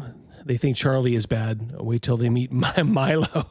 Yeah, they forgot all about Milo. They slept on Milo. saw him in the music videos, the black music videos and everything. So I was confused as to why now are we being told to dislike this man? Exactly. Why now are we being told that this man is a racist? The same man who was appearing in y'all music videos? The same man that y'all spoke so highly of? Something is not right. I started asking questions. And so because I wanted understanding, I went on a search. And that is how I came across Charlie Kirk. And it was through Charlie Kirk's content that I started watching Candace Owens, Brandon Tatum, and Terrence Williams. So through Charlie Kirk's content, I started listening to 3 other voices. All 3 of them were black. And all 3 of them were close with Charlie Kirk. And that is how I started listening to their content as well. But I have not ever, not once, heard Charlie Kirk say anything racist. All right, so here you have a black woman saying, I've never heard him say anything racist. How does that match up with what Jim was saying, who was sure that he heard him saying something racist? I guarantee you Grimjim has never listened to any Charlie Kirk other than stuff that's just been reposted and edited to hell. He's never genuinely listened to it, but this baby has. God bless her. Everything he said was spot on. Like, I can tell you that as a black person who's been black all my life. And I can tell you one thing for sure. What he was saying was straight up facts. It's just a lot of us don't want to hear it. And that's where the problem come in, because we want to be stuck in this slave victim mentality, and it is so sickening. Aren't y'all tired? You ain't never been a slave a day in your life. Your ancestors wish they had the type of freedom that you have. And you sitting around here moping and complaining, telling somebody got you oppressed. You don't even know what being oppressed means. And you need to get over yourself. Just remember, yep, 1 or 2 sisters out of 10 is starting to wake up and realize this. I think this is the Charlie clip. It's from the Whatever podcast. And just listen, it speaks for itself. Thank you guys for a respectful conversation, even though we see things very differently. And if you're engaged in the creation of that content, I think God has a better plan for you. I know that might sound preachy and not what you want to hear, but maybe you'll have an encounter with God, and Jesus loves all of you, and he can transform your life. He transformed my life, and every day is a new day. And wasn't he a huge drinker and addicted to porn? I think so, yeah. And then he found God. Beautiful life ahead of you, and God loves every single one of us. We're all sinners, and Jesus died I mean, you've definitely been the most respectful one that I've seen. Well, thank you. That's very very kind, and I can tell you it's not me. If it was me, I'd be yelling and screaming. It's the Holy Spirit. It really is. I know it might sound silly, it might sound cliche, but Jesus has gone to work on my life, and so God bless you guys. Thank you for a great discussion. Charlie, thank you for coming. I didn't see a demon there. I didn't see a guy lying. It's a guy who just has a lot of religious convictions. Oh, what would Charlie say about the second and blah, blah, blah? Look, Charlie is with God right now. He would say, my time is done down here. I was put on, in this world for a purpose, and God must have thought that purpose, had been fulfilled, and now it's time for other people to take up the mantle. I'd like to think he'd say something along the lines of, as you're talking, keep listening. Yeah. Just listen. Always, yeah. Somebody always. typed in, I watched, it was a video of what Charlie Kirk would say right now. And it was just about like, I'm okay, I'm up in heaven type stuff. Death is a promotion. Yeah. I mean, look, he would definitely, it's God's will, Deus Vult.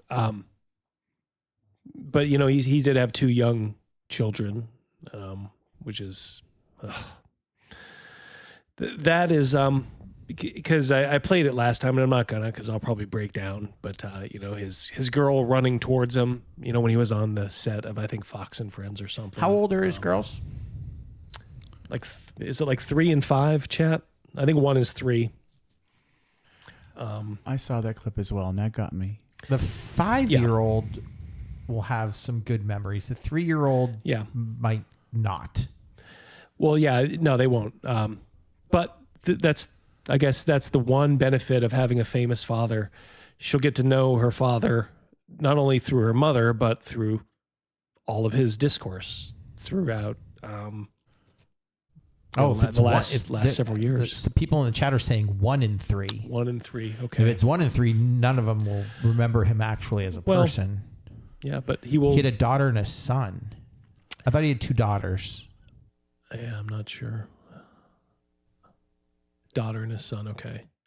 Yeah, at first I thought it was 2 daughters, but anyway, doesn't matter. They will get to know him through their mother and through all the good works that he left. Mm-hmm.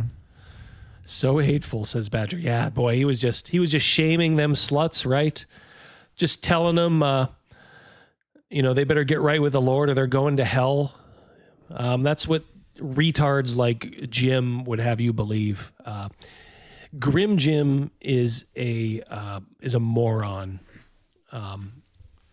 And I encourage you to tell him to, in any way you can, whether it's on X, if he's still, I don't even know if he's still on like YouTube on like, I know he has his channel, but I don't know if he's on Inappropriate Characters or not. Again, I don't know. But fuck that guy. Yeah, what's his British vampire name? A couple of months ago, I headlined a fundraiser in Southern California, and since we'd be out there anyways, my wife and I decided to take our kids to Disneyland one weekend.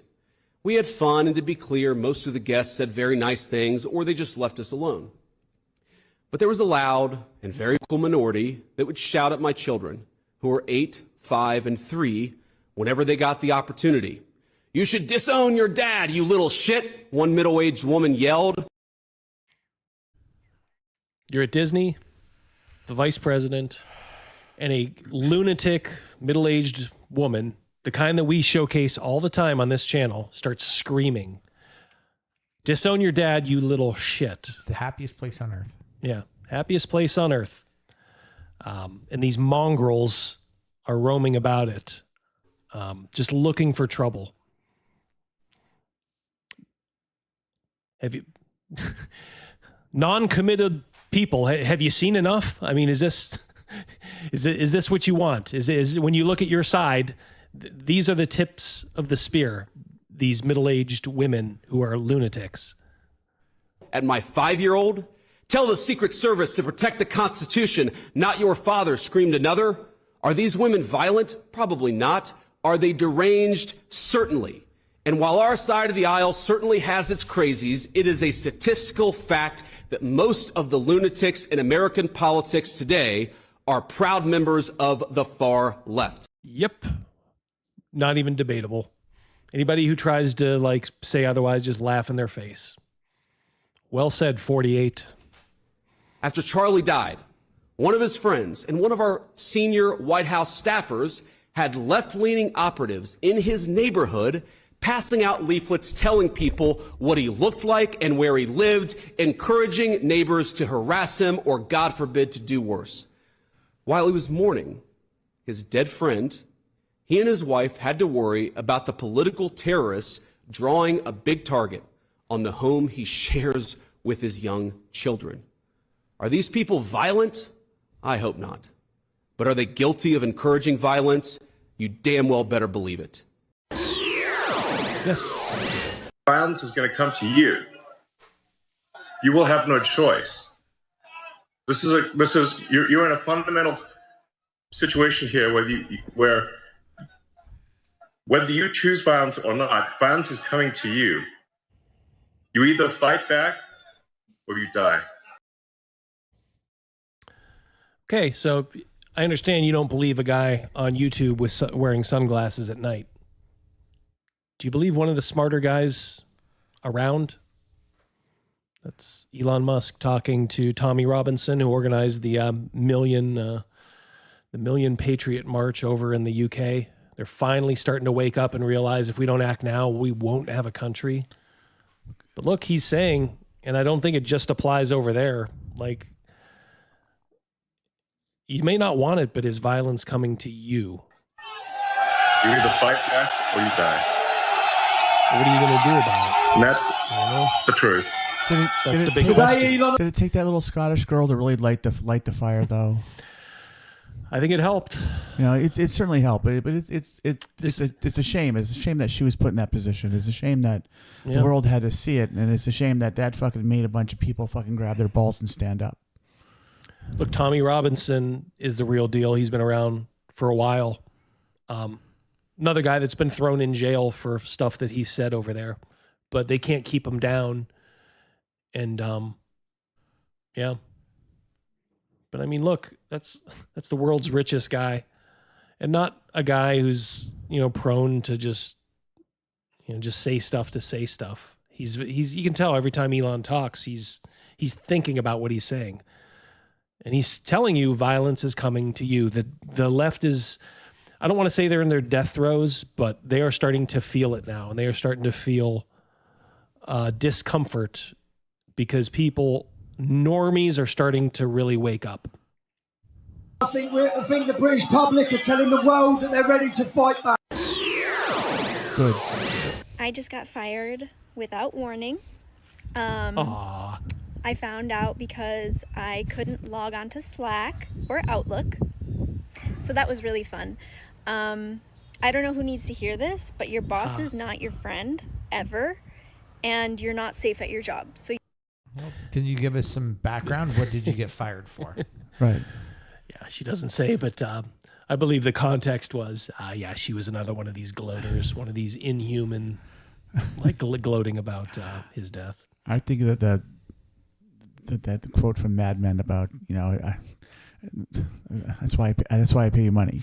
That's what the money is for. That's what the money is for. Well, honey, you obviously did something to make your bosses think that they don't need to pay you that money anymore.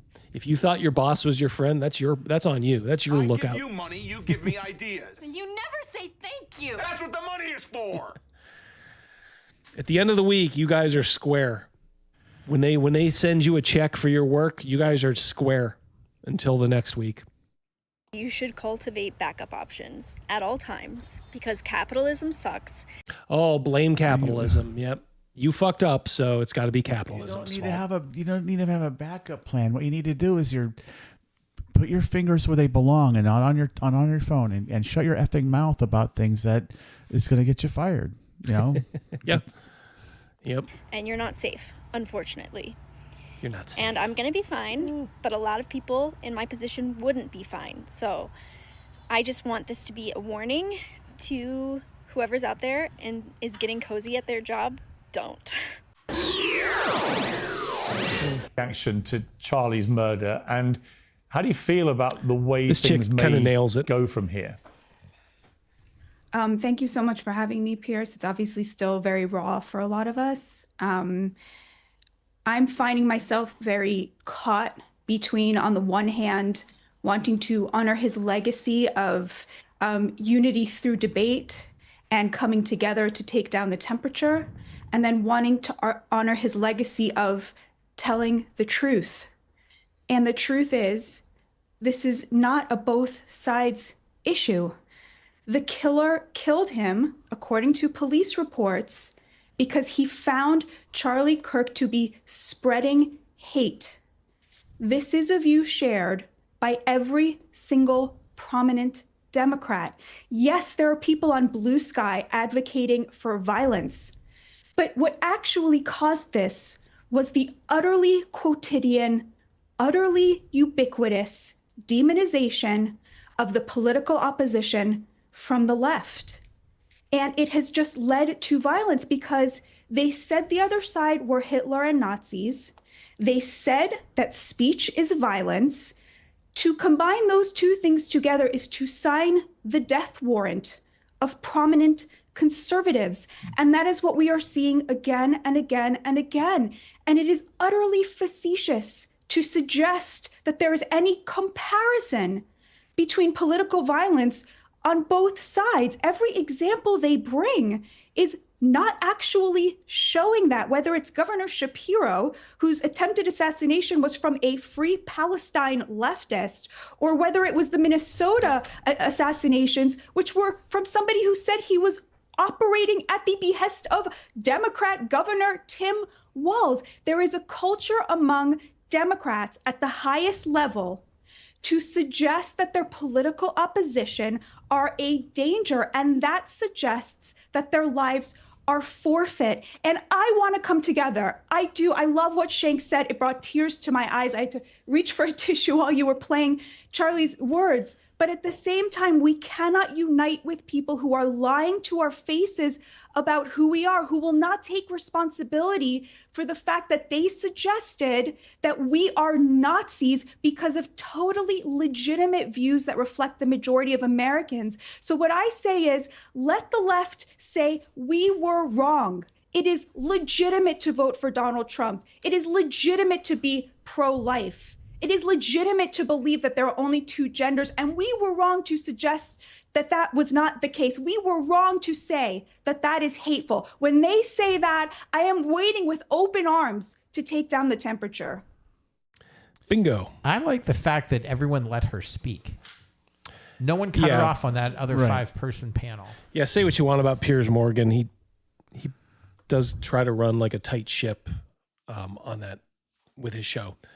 But yeah, no, that she had the right thing. Yeah, we're ready to talk in those ways. But when you sit there and bitch about lowering the temperature, you first. You're calling everybody Nazis. You're shooting people. That was you first. This was Alfred. Yep. Some people just want to watch the world burn. All right, we'll do a little EFAP of a live play. Can you guys read the chat for a few moments? Sure. Interact. Rogan, go at it. Oh. Yeah. What do I do? I ain't got no mouse. I'm using bad English. Ooh. Left been dehumanizing for a decade. That's a true story. Thank you, Wolfgang. Who are those other people on their chat? I don't even know who any of those other people were. There's a lot of people sliding through here. I'm kind of partial to the ones that call my name out. Sorry. Tommy is Jewish. The same people who push multiculturalism, IMO, in my opinion. So could be Seacon up. Titties beer. Badger wants to know if you went to the gun store yet. I got a bit of a story about that. Oh, bring it. I did go. I selected the gun I wanted to get. I filled out everything. I waited my 20 minutes, and I got denied. Oh, really? Yeah, I have 30 days from last Friday to appeal. So I'm going to do my homework and figure out why. They have no reason. They were not given. Oh, you're talking about the gun? Yeah, they weren't given a reason why I got denied. All I could think of is, Is it in Japan where you have to have, excuse me, if you went to try to go purchase a gun, you have to get interviewed by the police of why you want one? That's the way it is in most countries in the world. If the ones that even allow you to, how they do chat. We only got 2 red. Then we went to story time. Just need you to burn some time. That's all we get. Well done. All right. So this is a Paizo live play. You ready? Oh, this ought to be sweet. Hello, I'm very excited. No, my goodness gracious. I should have been ready when for you it. said this is a Paizo live stream. Anytime Mrs. Mouse comes in the room, she goes, I have an idea. I always say, this ought to be good. Yep. It drives her bonkers. Mm-hmm. Running these wonderful people through a portion, just a little portion, of the Pathfinder Abomination Vault adventure path on D&D Beyond. I'm joined by some wonderful people today, who I'm going to give a second to say who you are and who you're playing, and then we'll dive right into the vaults. Hi, everybody. I'm Eric Mona. I am the publisher and chief creative officer at Paizo, the creators of the Abomination Vaults, and I'm happy to be playing the D&D version of Abomination is right. here with you guys today, and I will be playing. Me and John Osborne. Look at that. Yep. Yeah. Guys are the Wizard Ezrin, member of the Pathfinder Society. Hello, it is I, B. Dave Walters. Y'all know what I do. I do this all over this channel. You've seen me doing it. He's such a grifter, B. Dave Walters. Seen him before, obviously. Just a no talent hack. Tabletop epics, almost $2. Linehan was right. Looks like they all smell. Yeah, I'm guessing B. Dave probably is a little rank. Gonna be playing almost Valorous, $2 gets you this. Who is? Go ahead. I did it. He almost got the clip. Yeah. Give him, and I'm just here to give him half a second of it. Round that up next time. Hi, Tabletop. my name is Epics. Christina Ariel, KRYSTINA-ARIELLE. Spell it wrong and get the wrong person. And I am a pop culture host and entertainer and the U.S. correspondent for Doctor Who. I'm playing the U.S. correspondent for Doctor Who. The show that has been driven into the ground like pile driven into the ground. That was such a good show. Elf robe, level 3. So Yep, 10 years ago. I'm very excited to see what hands she's got. I love it because we're canonically married. Hi, I'm Rena Amaranthine, cultural consultant and games generalist, and I will be... Huh? Cultural consultant. Did you hear that? What is she consulting about? Oreos? Double stuff, mega stuff. Whoa, what the? Is that even a thing?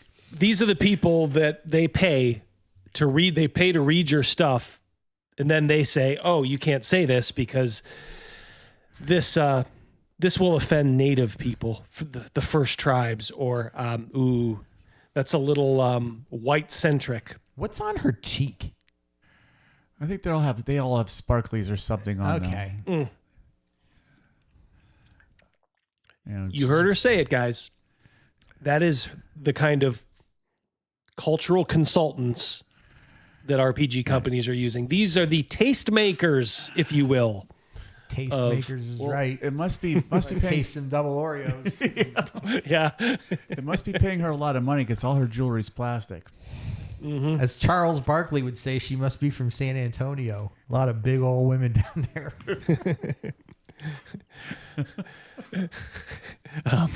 Cal, I'm a games generalist. Yeah, exactly, Cal. A games generalist. I wish I knew. It's one of these, made up terms. A games generalist, arena. But yeah, you got a 33 and a third chance of winning, but I got a 66 and 2/3 chance of winning. Kurt Angle That's knows. a game generalist. Kurt right Angle, there. yes. I will defend the Pathfinder systems, but man, Paizo kills my soul. Yeah. At least it has driven me to develop my own. Yeah, look at how they massacred my boy. I've abandoned my boy. What to crap, says LJ. Bastard in a basket. Bastard in a basket. Playing Kira, who is a human cleric of Sarenrae. So I'm very excited.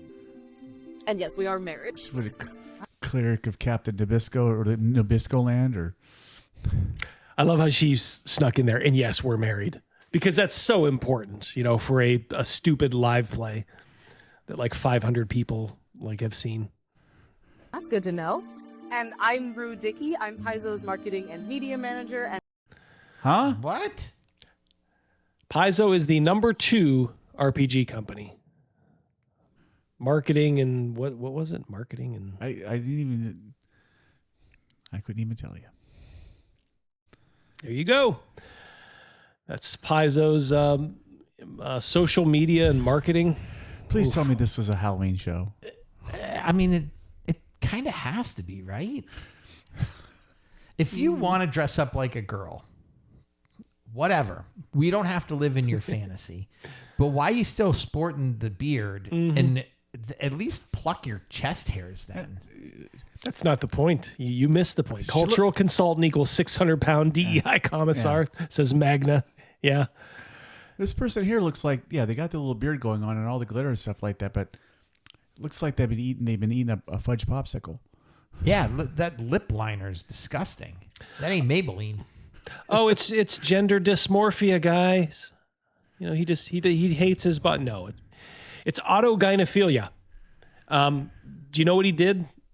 This is going to be crude and crass, but he saw when this got put up, and he looked at himself online and then rubbed many out, looking at himself dressed as a woman, because autogynephilia is a mental illness that these people all have, these M2F troons. So he baited to himself. Oh, God, yeah. Yeah, this That's fucked up. This turns them on, and that is not... It's another one of those things they will try to hide, but just look up what autogynephilia is, and what they used to classify it as. That's this person, and pretty much all of them. It is disgusting. And I'm very excited to be your dungeon master for this week. I'm going to be taking us down into the 3rd level of the dungeon, but just for your context and the folks at home, I'm going to give you a little background on where we are. You find yourselves walking down Remember the when stairs Andy of the Kaufman third had level. his own TV show and his desk was so much higher than his guests? Yes. That's what I kind of feel like this dude's doing. Yeah. Yes. Lording it over him. Of Gauntlet Keep, an abandoned lighthouse about a couple of miles from the town of Otari, which is something like your Atari. home base for this adventure. and Oreos. The people of Otari Yep. have many rumors about Belcora AGP. Haruvex, the sorceress who once lived in Gauntlet Keep. But 500 years ago, Belcora Haruvex was defeated, and all was well, or so everyone thought. A couple of nights ago, while you were all staying in an inn... Ian, it's not a chocolate popsicle. Oh, God. Those aren't buoys. Oh, thanks for that. Here in Otari, a strange and mysterious light flashed from the I Gauntlet see what you mean by the desk being up high now. in over 500 years. Hitting the graveyard outside of town, it brought dozens of undead to life, swarming the town of Otari, which you all bravely fended off. But you know, and As the you people played of town Pitfall. know, that when that lighthouse turns on, They're telling me in the chat that it's Otari, people of not Otari have asked Atari. Close enough for me. hands and knees to Close plead enough for with me. the bottom Pitfall. Thank what's you. happening Pitfall in Belcor. Pitfall Harry. Craig for 5.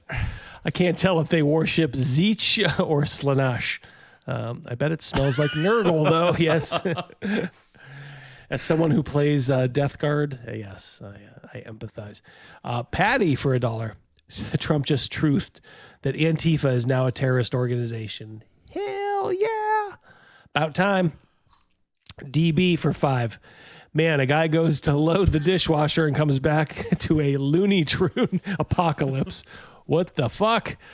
I would never have played this game if this was my first time. Yeah, none of us would. If you had showed up for your first game of D&D and there was a dude pretending he was a woman, sort of, not even really. I don't even know if I would have sat down, but oof. I love it. Love it. Thank you guys. $1.99. Thank you for sharing. A lot of breaking news tonight, huh? Jimmy Kimmel gets the axe. Antifa is now terrorist. Double stuffed Oreos are king. Yep. Mention that to him, Craig. They will show you corn. Ooh, yeah. Who needs a monster manual when you've got these freaks? Says Ian. Thank you very much, Doggo and Ian and Badger 4-5. If you listen closely, you can hear "Goodbye Horses" by Q Lazarus playing in the background. I DM me. I totally DM me hard. It's not a chocolate popsicle. Just roll the dice. Fortress. It puts You the have found dice a in the dice passageway tray. Down these dark stairs into job of the what tree. appears to be a sprawling, multi-chambered library. I always love in these live plays how long it is before the players first get to actually do something, and it's just the DM just. That guy's probably writing out his will. As you come to the bottom of the stairs, Making a very you enter small a "kill reading me" room sign. So you that can- contains several long couches and leather cushions. Dead plants lie slumped in planter boxes along the walls, and a long, dry fountain depicting a lighthouse stands in the middle of the room. Now, everyone, this room lies before you. What would you like to do? Nothing looks particularly vulnerable to getting chopped bits, so That's a person who's never played this game before. Nothing looks particularly. this seems like you should do. Wizard things. Well, yes, the first wizard thing I'd like to do is relax. The top 2 levels have been very painful on my lower back and legs. I see some couches here. Gather round, friends. At long last. Well, yes. No one's going to roll dice for a good 45 minutes. Eric Mona is one of the OGs of Paizo. He's been there forever. I think since the start. Multi-chambered so quickly, says Cal. Next, I heard some hearing you. Yep. Oh, Can smell it from here. you know, it's just, I am the only member of the Pathfinder Society here, and as I made clear, I am evaluating all of your performance for possible inclusion. So it's not so much that you are carrying me, I hope, as trying to impress me. Oh, this couch looks fine. And he sits down on a couch. Ah, a volume, and he just takes a random book and starts reading it. As you sit down on the couch, It's great. It's funny. It's entertaining. It advances. What are those things? It's a mimic. That couch is a mimic. Yes, Just eats please. them. Yes, that's a good one. Oh, yes. Yeah, for once. you hear Yeah, a Shauna would have loved this. from beneath you. Immediately, and sort of look behind. What have I done? One of the cushions, which had been kind of all of the cushions here, It's a mimic. It is a moves to mimic. the side, and an undead face sort of peeks up with wide white eyes, looking around. What are you doing here? I think we could ask you the same thing. I live here. In the cushions? No, I sleep in the cushions. I live here. Just wait for people to sit on you? That seems like an odd. I have not had visitors in a very long time. Did Be our guest. Did Be the our cult guest. bring you here? Oh, there's a cult? No. Yes? Why are they even talking to this undead? Why aren't they chopping its head off? Because that's what you're supposed to do with Yes. the undead. Is that brought us here, or would that be more comfortable for you? It would be very uncomfortable for you. If Apparently, Patrick. Is that a threat? For me? No. The From theater cult? kids in the hall. Yeah. Forgive me, it's been a long time since I've had visitors. And you watch as this ghoul sort of unfolds himself from the couch, and you hear nice a lot tits. of crunching bones. Yeah. What a rack. More eye candy, please. Yeah. I can't even. Jabba, I don't I even- need more eye candy. Auga, auga. God. Left for the vultures. Ooh, $10. If you're good at something, never do it for free. Never ever. And for my next turn, I'd like to go brush my teeth. Short, succinct, to the point, and very funny. Thank you. He steps out of the hollow in which you had just been sitting. And This does count as you having done wizard stuff. Whoa. ghoul, This is you. Are you by any chance the librarian? I am not a librarian. Although this is a library, you are correct. Yeah. My name is... Like, why would you? This is like an undead. You draw your weapons. What?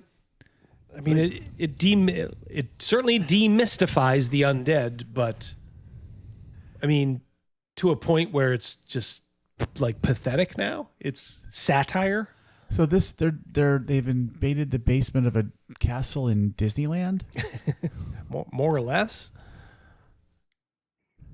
I mean, look, the left, they don't have to be like, chop them up immediately, but they should have they're dead that are walking around. They should have a tone about them.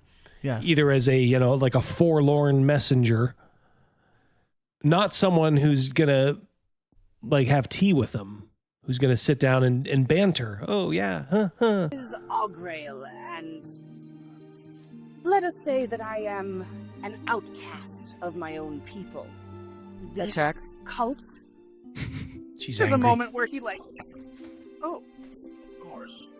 Let us say that my people, and he gestures to himself both as a ghoul and as the people who live here, are a little more interested in the flesh of the living than I am. And my dislike for your bloody, messy skin has left me a bit of an outcast. So Okay. I dwell here, away from the others. There are certain gnomes, halflings, small weak things that refuse to eat meat where we come from, so you're like a vegan ghoul.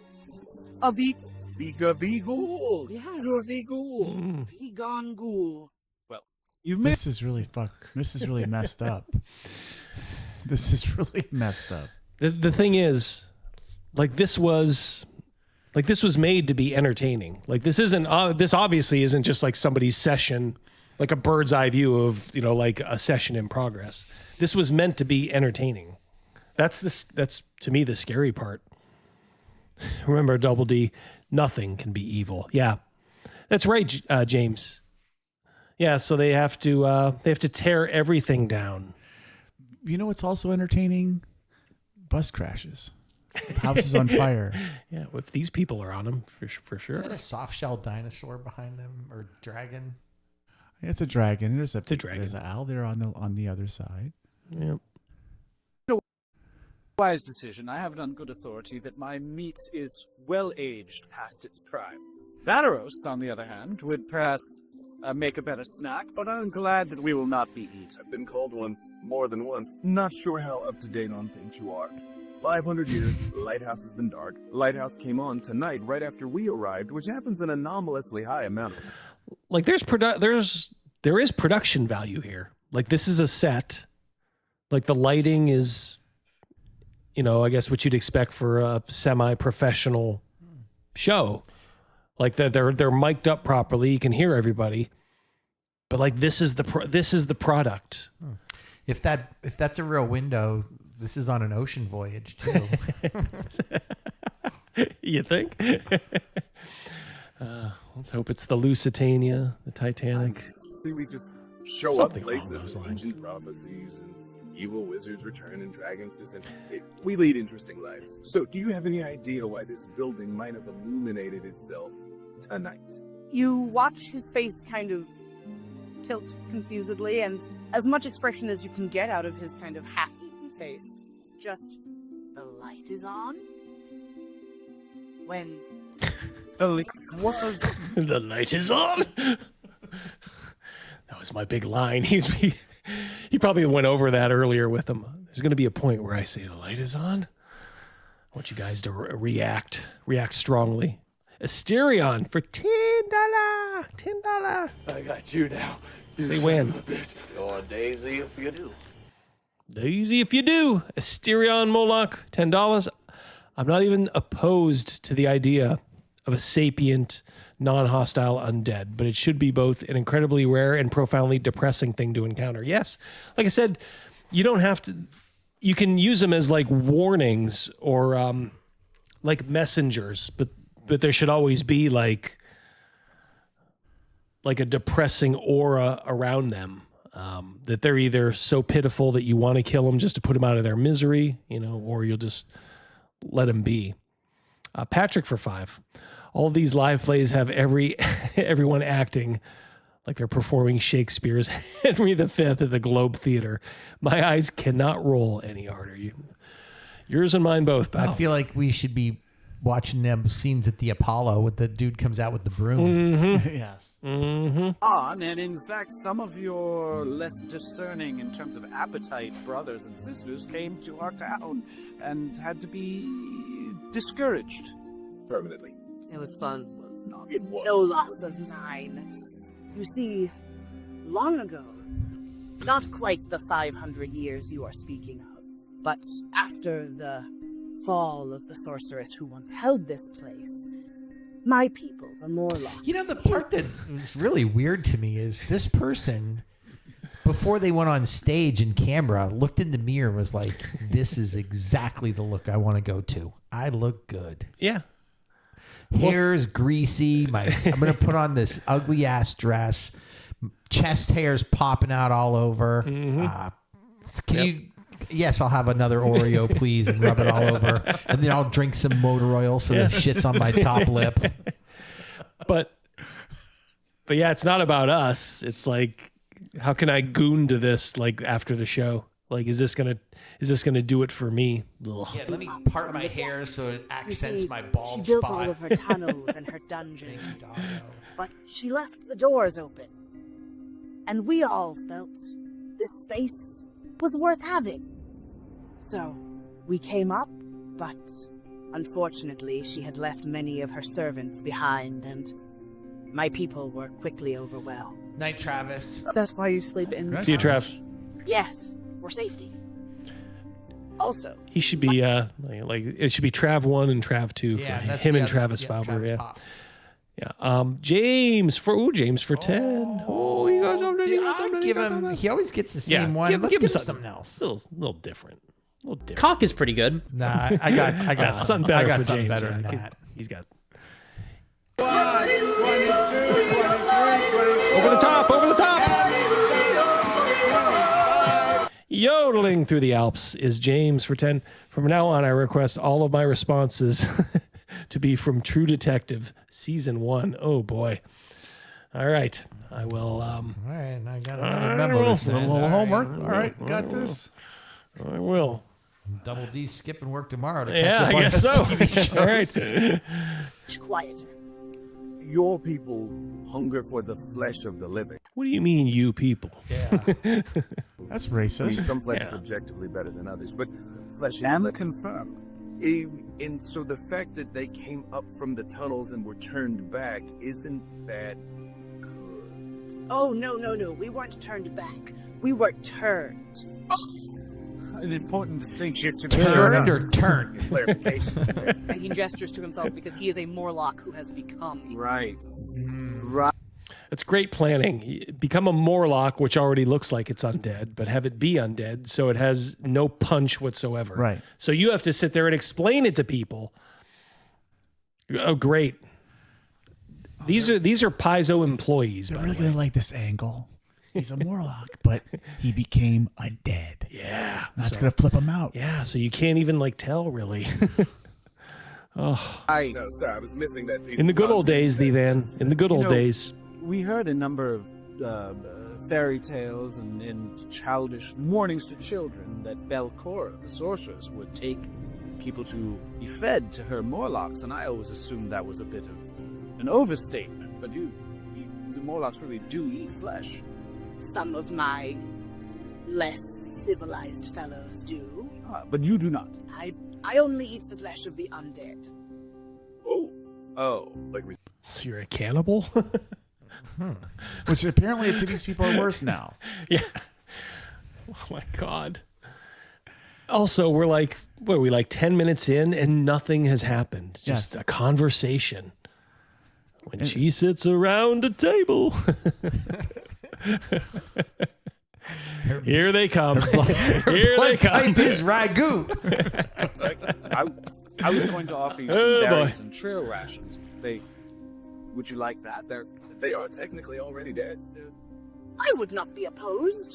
Very well. Well, thank you I'm so sorry for sitting upon you. And I'm very happy to be here. Marcel, clearly, you know how this goes for us. She's fed up. I was going to say, She's like, what the fuck am I here for? For once, I'm with the sister who's Ain't just there a like, riot in Watts I can go to? Yeah. Get me out of here. I could be blogging with Doctor Who right now. Yep. How about a little wager between who is going to take the most heads today? You're going to regret this. Maricel just sits there flipping her dagger. He unhooks his trusty drinking stein from his belt. My God, whose name I never can. Caden Callion. Caden Callion. Yes.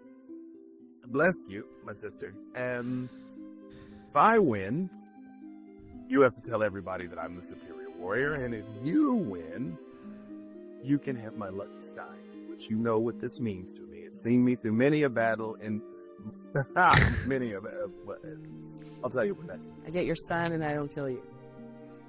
Woo! So, do we have a bet? You don't have to take the bet. Just take the bet and move on. Yes, for God's Holy sakes. cow! Just okay, we got a undead Morlock here, who apparently just wants to talk you guys' ears off. I know. Who doesn't know anything, and you guys want to know everything from the cushions to what he's wearing to. So you eat dead, you don't eat the dead. Oh, you're a cannibal. He's not gonna.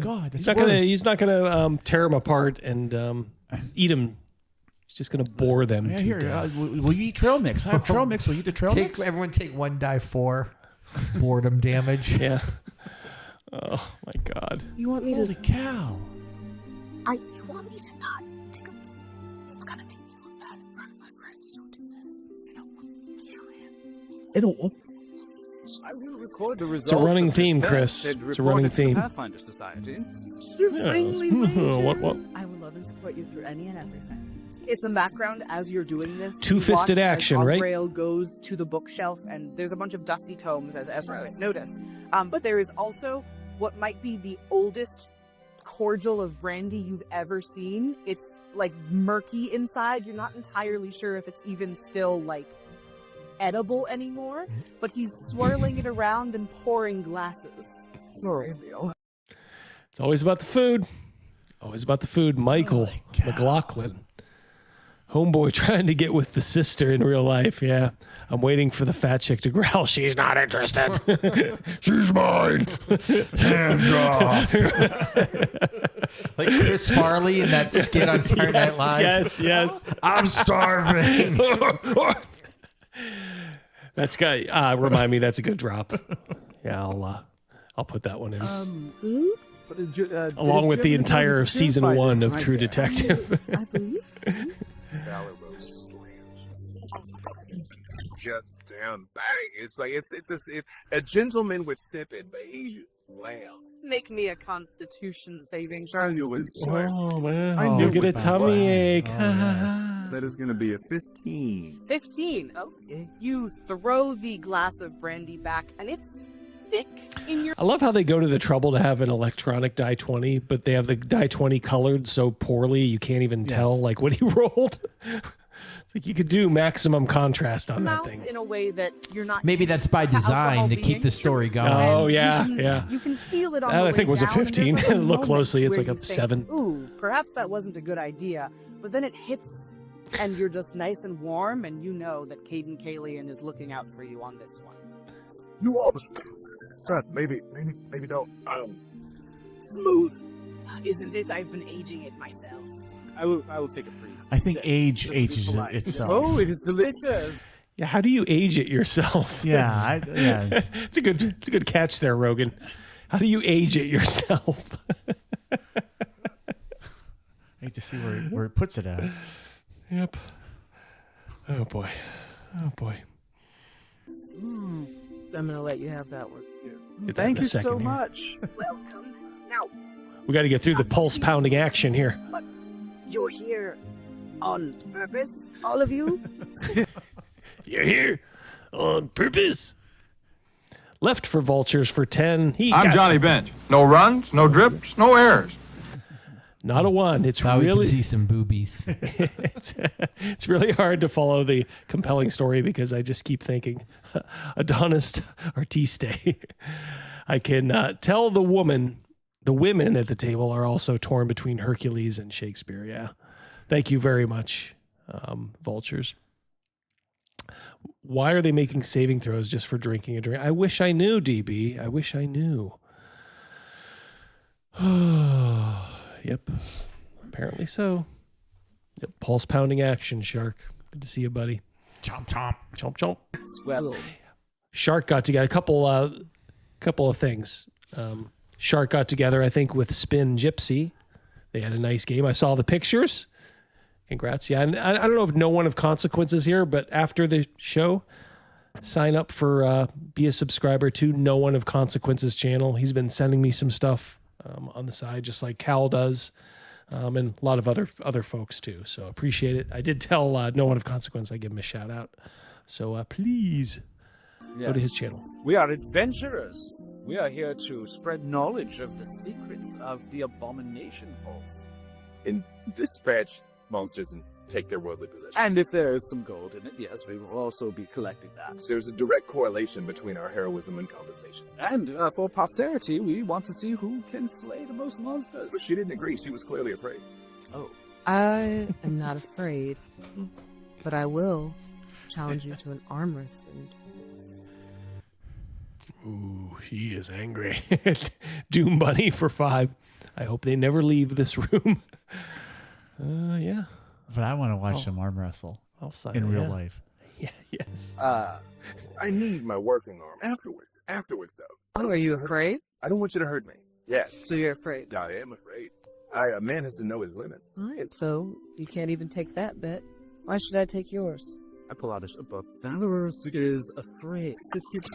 We'll just keep talking. We'll work. Strong women scare him. Children, women. I respect. Oh, I wrote right down when you first rubbed. First time. How else do you think I've made it this far? You're old, you know. I suppose. How old are you? 48. It is very old.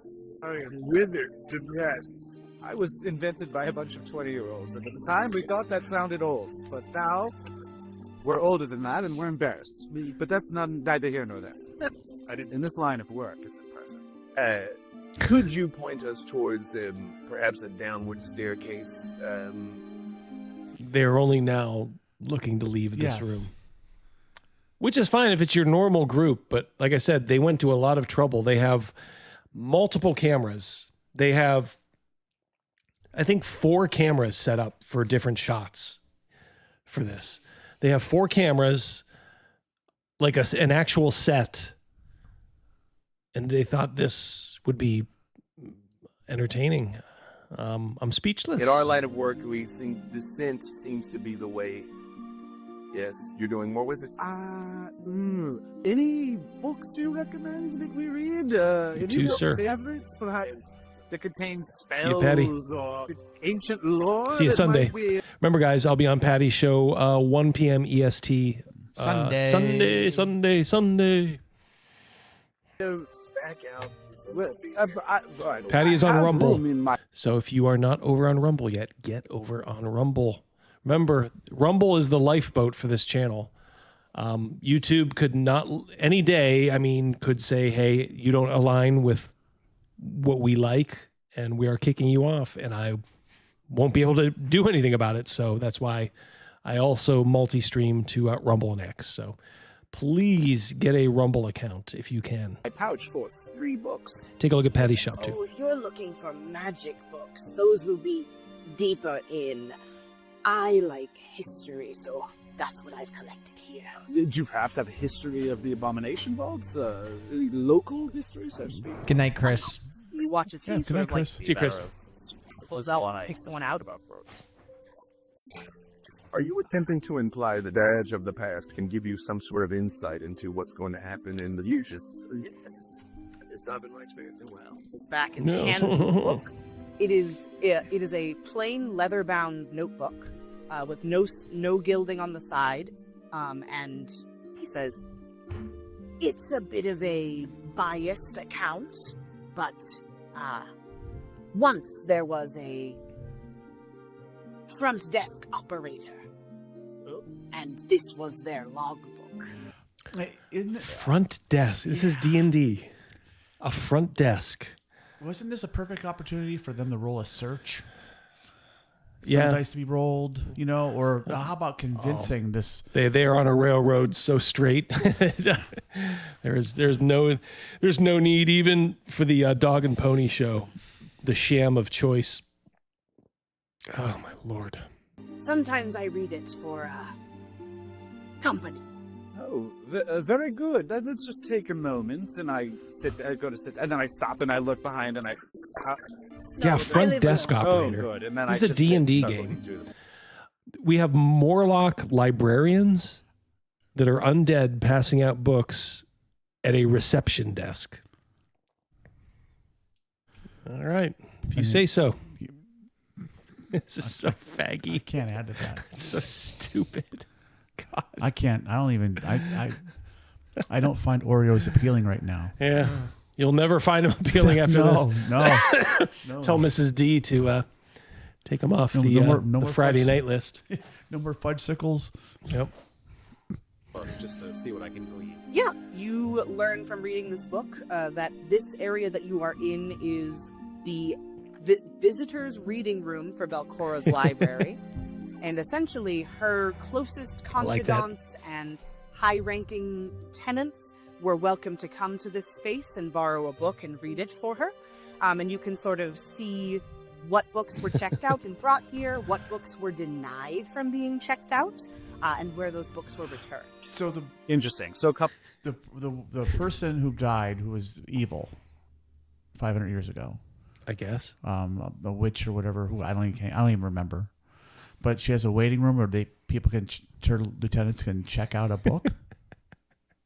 Yes. You know, all we're missing is Mustang Sally or whatever the fuck that person's name was. Oh, Mad Maggie. Mad Maggie. Yeah. Show up and really turn things on their ear. Oh, God. Cool things. For later, I'm just going to kind of take a mental note of what books they didn't allow people to take out and where those might be found. But what I'm particularly interested in is when does the activity, are there dates? When does the activity stop in this book? You reach the end about a month before when the forces of Otari stormed the gauntlet. Okay, so this is the line. The forces of Atari. 500 years ago. So the Missile Command. Missile Command, yeah.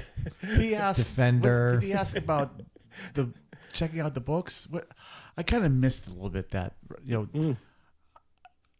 I'm surprised you're still paying attention. I'm trying to give pay you attention. a bonus. My brain right now is an old 8mm film projector, and it's skipping its frame. Osiris, bet that library don't have any J.K. Rowling books. I'm gonna guess, Harry Potter has been taken out of that particular library. I share all that information. It appears as though. But there are more recent pages, and you can tell because they are fresh and the ink is much newer. There's an addition. The How would you tell only that? name that you see now is Aller Rosk. I say, who is this Aller Rosk gentleman? Roll a perception. And you watch Augrail's face just kind of like turn. He's It's an anagram for shut the fuck up. You are taking notes and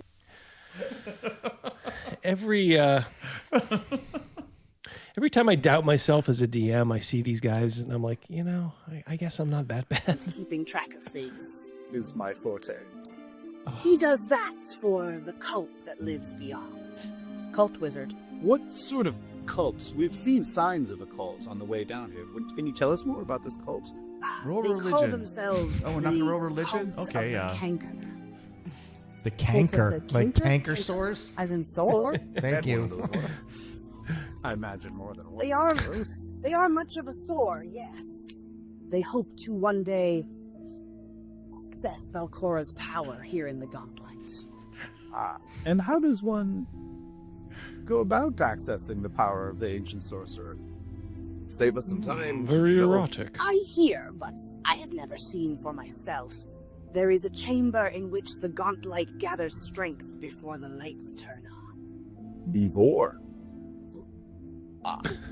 And it is from there that Valcora can use her abilities. So what you're saying is if the lights are already on, that is probably a negative. Well, I don't know what happens when the lights are already on. This is the first time I'd ever seen it. Maybe something good. It did raise a lot of undead, and we did have to kill all of them. Yes, and the legends say that her power waxes when the light is on, and that's probably not good. When's the last time you saw Belcora? I have never seen her personally, and many will say that she's gone, but sometimes voices echo from below. That's fine. But could you point us towards the downward staircase? You've read enough. Yes. Is there a procedure for checking out the books? I don't do that. What recipe do we need to save what festival? Yeah, says DP. It's all going to come down to that, right? I mean, we already know it. We did the Ginny D Chicken Wing Challenge live play earlier. It's another one, another notch on your belt, fellas. I just read them. Oh. That man, he checks them out, but I survived the Troon Library Adventure Caper, I guess. He checks out a lot of books about ritual magic. Oh, dear. And he's affiliated with the cult. He is. And the cult is ghouls? Some of them. Oh, there are non-ghouls in the cult. there are non-ghouls. So they made the ghouls. Imagine like explaining this to like our dads in like the 80s. Like, hey, Dad, I want to play D&D. And he's like, well, you know, let's say magically you could like produce this video for him. Yeah, throw a VHS. Yeah. Yeah, well, it's actually this, Dad, and he sees this. He'd be staring at you. Which one of them are you? Yeah. You ain't going near this. Satan has nothing to do with this.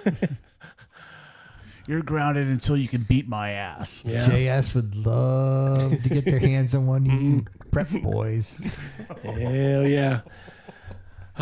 Robert Santon for 5. This feels like an old circus vibe with the bearded lady. Yeah.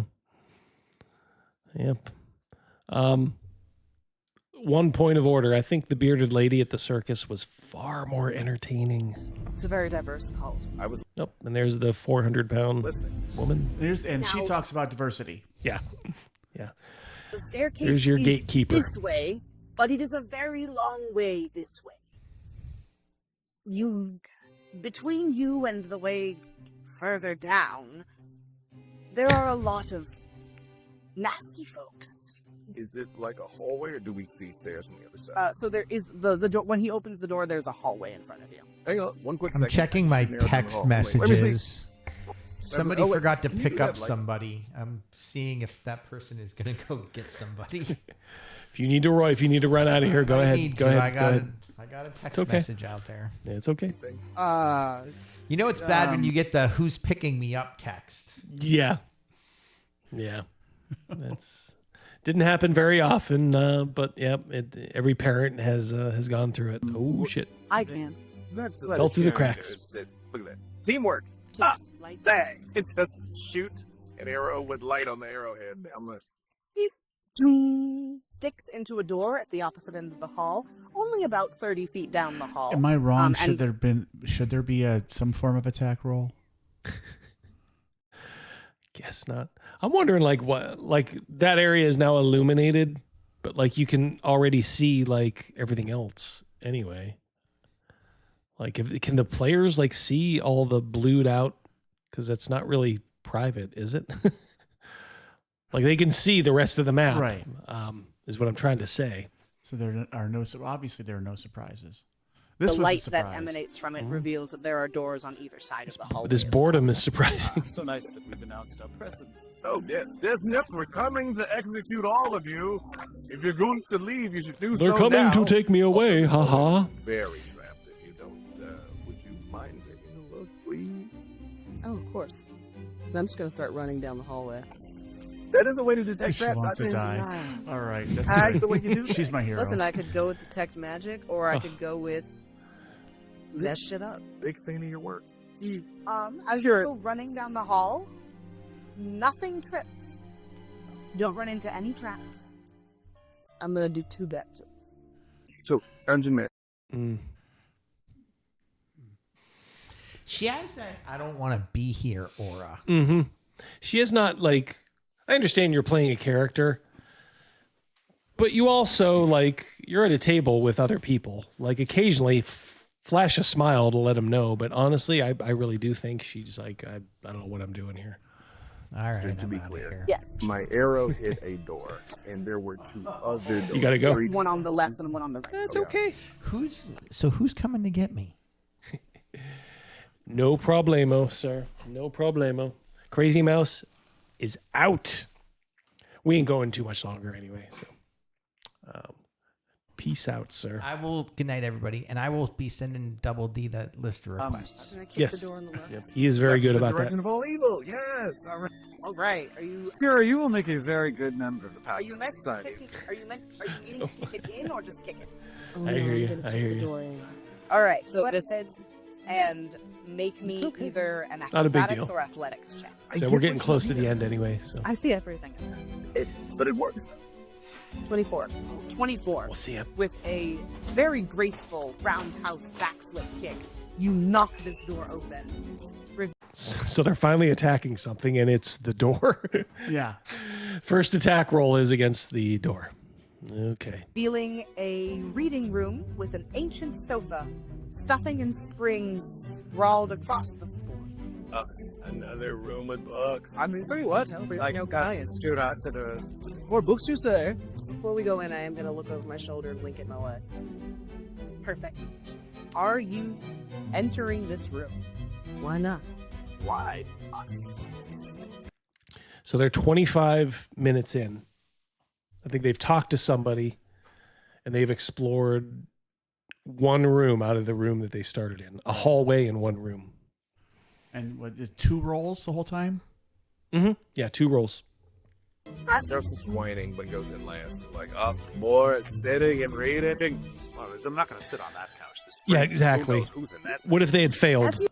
Oh, don't worry. The door opens anyway. Well, then why'd you make me You roll? all walk into the room. The hairs on the back of your neck stand up. You feel like someone might be watching you. And you make eye contact with a large red eye that opens on the western wall. Everyone, just please roll initiative. Draw some close to the lights. They like, time to go to work. It's a big old 17. Yeah, I got a 7. 7, 12. Valeros, you're I up can almost first. see those dice. To be clear, it's just like a Could you? They're digital dice. Could you make the numbers any smaller on them? Magi God's kind of thing, sakes. or like a biological eye. It looks as if someone has magicked the wall to open an eyelid and reveal an eyeball. Okay. So yes? Bro, okay. I'm like, to be clear, wall eyeballs are bad. We all agree that Yeah. Okay. Well, it's time to start dual wielding. So I'm going to attack twice with the long sword and once with the short sword. 22 to hit it. 2 hit. And the second one is a natural 20. Oh, yeah, that also hit. Just maintaining eye contact with you. What? You're like, yeah. Yikes. Why it's up. Tense your abs up. It's all in the core. That was an eye roll of all eye rolls from the sister there. 14 to hit on the third one. 14 also hits. All 3 of those hit. Does it seem like it's making a difference, like as I'm just wailing on this thing? Yes, please do roll damage for me. Groovy. Oh, I might thank see God, use it's considerable D&D damage. I was worried there. for all of your dice rolling needs. That is going to be 10 points of slashing on the first one. Wonderful. Oop for the crit is going to be 15 points of damage. So, by the way, I do other things happen. So let me just give you the damage, and I'll tell you the effects. Very exciting. And very exciting. And then there's 10 points of damage from the short sword. Because I hit with my long sword, I have sapped it. So it will have disadvantage on attack rolls against There you anybody go. other than me. There's 5e. On its next attack. From Like one attack does like 1,000,000 points of damage plus imposes a condition. my short sword, I have vexed it. So I will have advantage on my next attack against Of it. course. Right. Cheesy. As you sort of make your 2 first shots. Something, Rogan? Did vexing it require an action? You attack twice. Yeah. 3 times. Yeah. Is that an action? You gave your opponent disadvantage. You yourself got advantage. Fuck. With your long sword and then thrust the short sword in. The eye explodes in a light work deluge of magical ooze. And I would like for you to make a dexterity saving throw. Oh, good feeling's gone. That was a big old 6 to the deck save. You're like, see, what did you think was going to happen with... For y'all, as you just get splattered with this red magical goo that seems to burn as it touches you. Seems to burn. 6 points of acid damage. Oh, no. Well, there you go. Not on the good side. But that feeling dissipates. You have, for now, caused the eye to close. Well done, Valeros. 1 kill for Valeros. For anyone keeping score, which he literally is. I don't know if that one really counts. Yeah, don't really count. Yeah, big bad RPGs. Ay. My God. You would have counted it had you gotten to it first. Yeah, but I'm new for you. Have I ever seen such a creature before? Is there anything that... Could you make me an Arcana check? Of course. I got a 12. Spell. But it's a strong 12. With a strong 12, you have heard of this kind I think she's the hero by default. You do believe it is a trap. Oh, That is- hero kills for Valeros. It is Head up. So we are a half hour in, peeps. Half hour in. Wow. Body to destroy. that is meant to watch oncomers and report back about them to another place. Oh, well, I hope that your swiftness prevented the warning. It is some sort of watching creature. It is like... You did just say creature. back in my car. 1 point for Valoros. Yes, you're right. Is it a creature or is it? Oh my God, he is insufferable. They are insufferable. Yes. Rules lawyer. Do you remember Eric Mona used to troll around the the Eric Noah boards Yes. and then EN World? Everybody liked him back then. Oh, he's like when he was with Paizo and that. I mean, he still is, but like when he first started, like when they were doing like Dragon and Dungeon, everybody liked Eric Mona. What happened to you, Eric? You were sitting there playing D&D with a troon, a whale, a sister who would, I think, stab you in real life if she could manage it, and be David Walters. Ugh. It could go on all day. A DEI dungeon for sure. Can you tell who it was trying to send the warning back to? I don't think. Not with it. Well, So, yes, it would be impossible to of course. You have some insight into the mystical arts. I believe perhaps you both do. Maybe you could take a look. That's Would my any of goal. you I'm like- going to play a very, very, very, very intelligent and funny fighter. That's what I'm going to do next time. Yeah. Hey, no one. I did shout you out earlier. No One of Consequence. Check out No One of Consequence's YouTube channel, please. Yes. If I'm not misremembering, I think I remember. Yeah, Eric Mona. Yeah, the old AOL Greyhawk. Yeah. Yeah, he was pretty. Like I said, he was thought of pretty well. And then I think he kind of changed when Paizo kind of changed. Or maybe he was always like that, but just he had the good sense not to broadcast it. I'd like to think no one was like this, though. Oh, like this, yeah. Oh. God. Hey, I'm going to be your DM. Nope. It's going to be like the Abe Simpson meme. Just walk in, turn around, and walk right out. To take some time to make a investigation or perception check to see perhaps why this room was being watched. Can I use detect magic?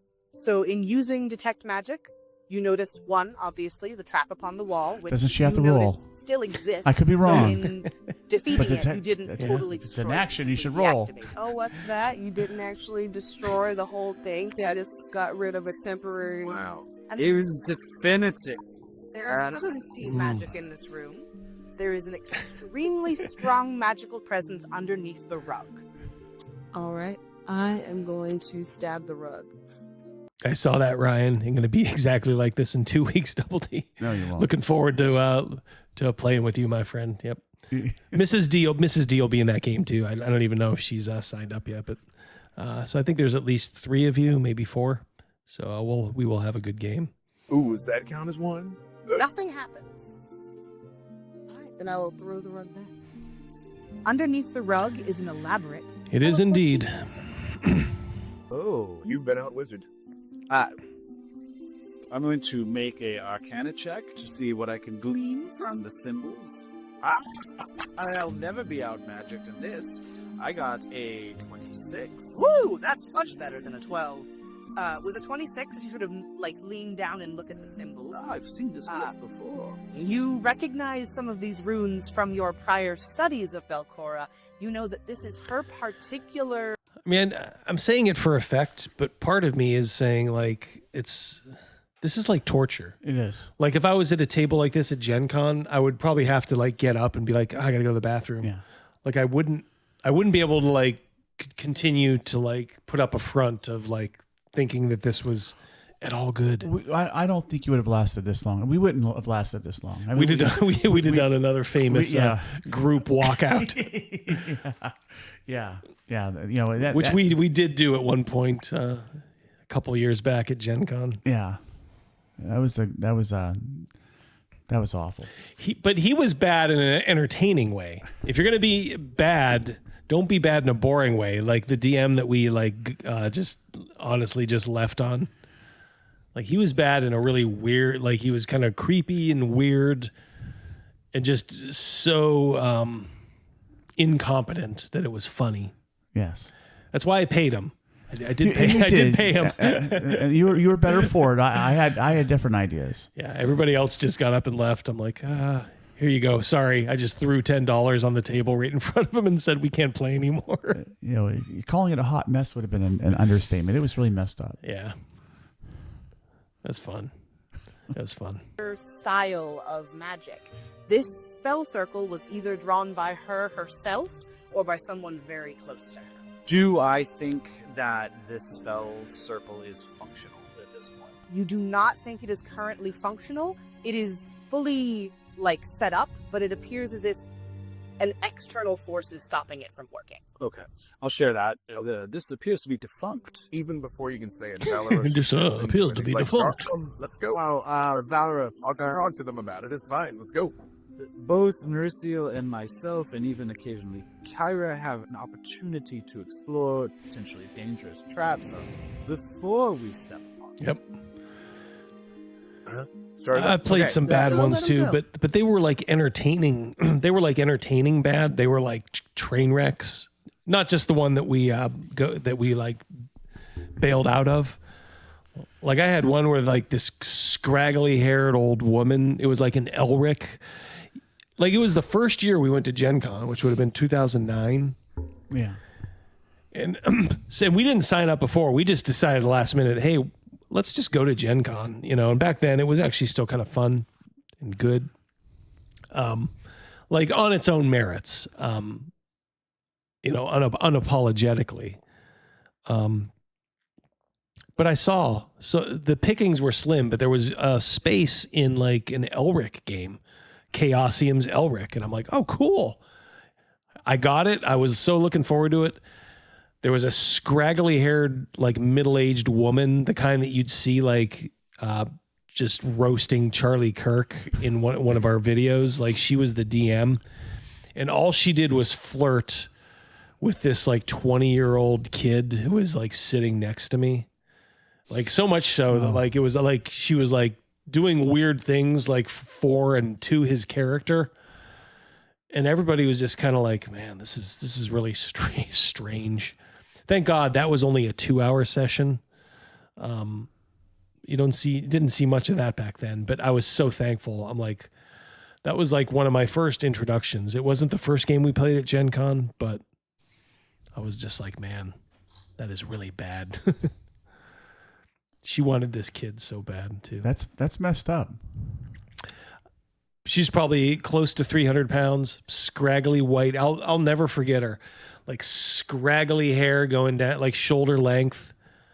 Skin was as you'd probably imagine. And she was just being so lewd at the table, describing all this sexual stuff with this kid. And I'm just why? What is this?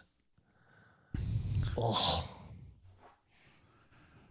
Yeah, cougar DM, more like hippopotamus DM. She just let him go. sorry. Well, sadly, I can let you go nowhere. Last minute. The magic is being blocked. So it simply does not work. But it is glyphs associated with Belcora itself. So we are, in some metaphorical sense, getting closer to our quarry. So something was watching who would be coming and going through the teleportation circle. Right. So we... Oh, yes, of course. No mas. That's it. Yeah. Can't do anymore. That was the most boring half hour of gaming you will ever see. I'd like to say, wow, they just missed an opportunity, or it had such potential, but it was doomed from the very moment, the very conception. I can live with normal boring, but when you actually go to the effort to set something up, and you're oh man, we're gonna be the new Critical Role, and then you come out with something like that, ooh, awful. All right, guys. It's about that time. Yeah, it was fabulous. Easy there, Cal. You want to lose your stripes? Fabulous.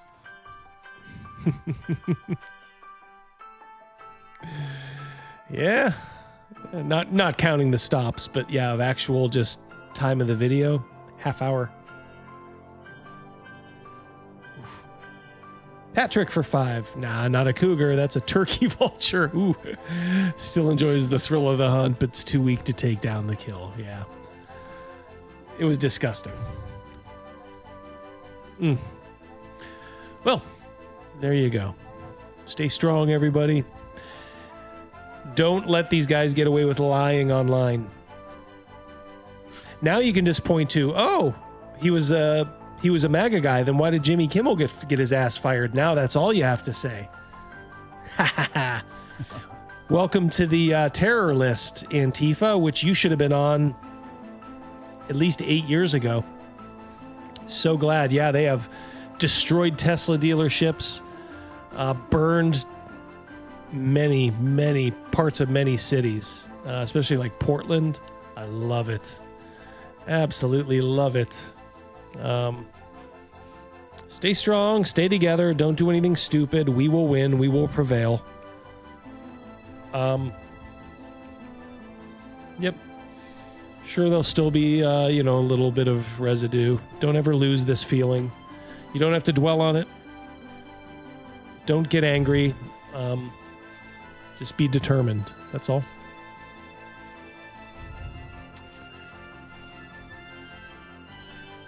Yep.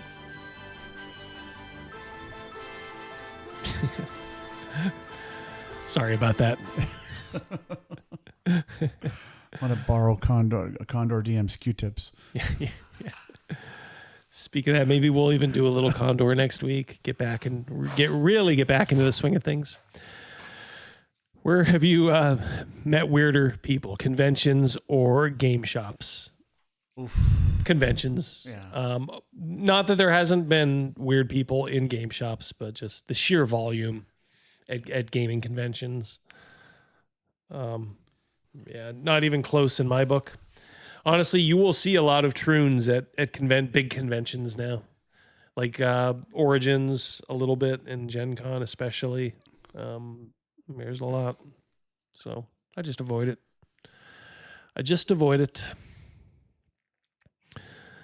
Don't go looking for trouble. That's what they want you to do. They want to bait you, so don't do it. Thank you, by the way, Sean. Appreciate it. Thanks all of you guys for showing up as usual in force. Your generosity with like super chats, memberships. It's always appreciated, guys. Very. Yep. Hit the like button. Don't forget to hit the like button before you leave. Yep. Anything else, Rogan? No, man. Just I had the great opportunity to share this time with everybody. Laughing my ass off, reading as much as I can. Thanks a lot. Yeah. Yep. All right. So I think that'll be it. I'll send you out with something here. They're like me. I am like them. They're like me. I am like them. Yeah. That was my mantra. That was last year at Gen Con. I was chuckling pretty hard. I'm walking with Rogan. It's just, we would meet another lunatic, or somebody would go by and bump into us, and he would just be staring. He'd have the 1,000-yard stare saying that I'm like them, they are like me. All right, guys. Love y'all. For Crazy Mouse and Rogan, this is Double D signing off. We're gonna talk real soon. You guys take care. Stay safe. Check out Sunday's show. Yeah, I'll be on Patty's channel, which I think is exclusively on Rumble.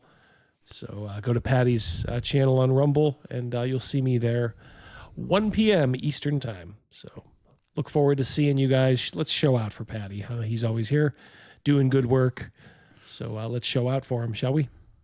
All right. Peace. Love you guys.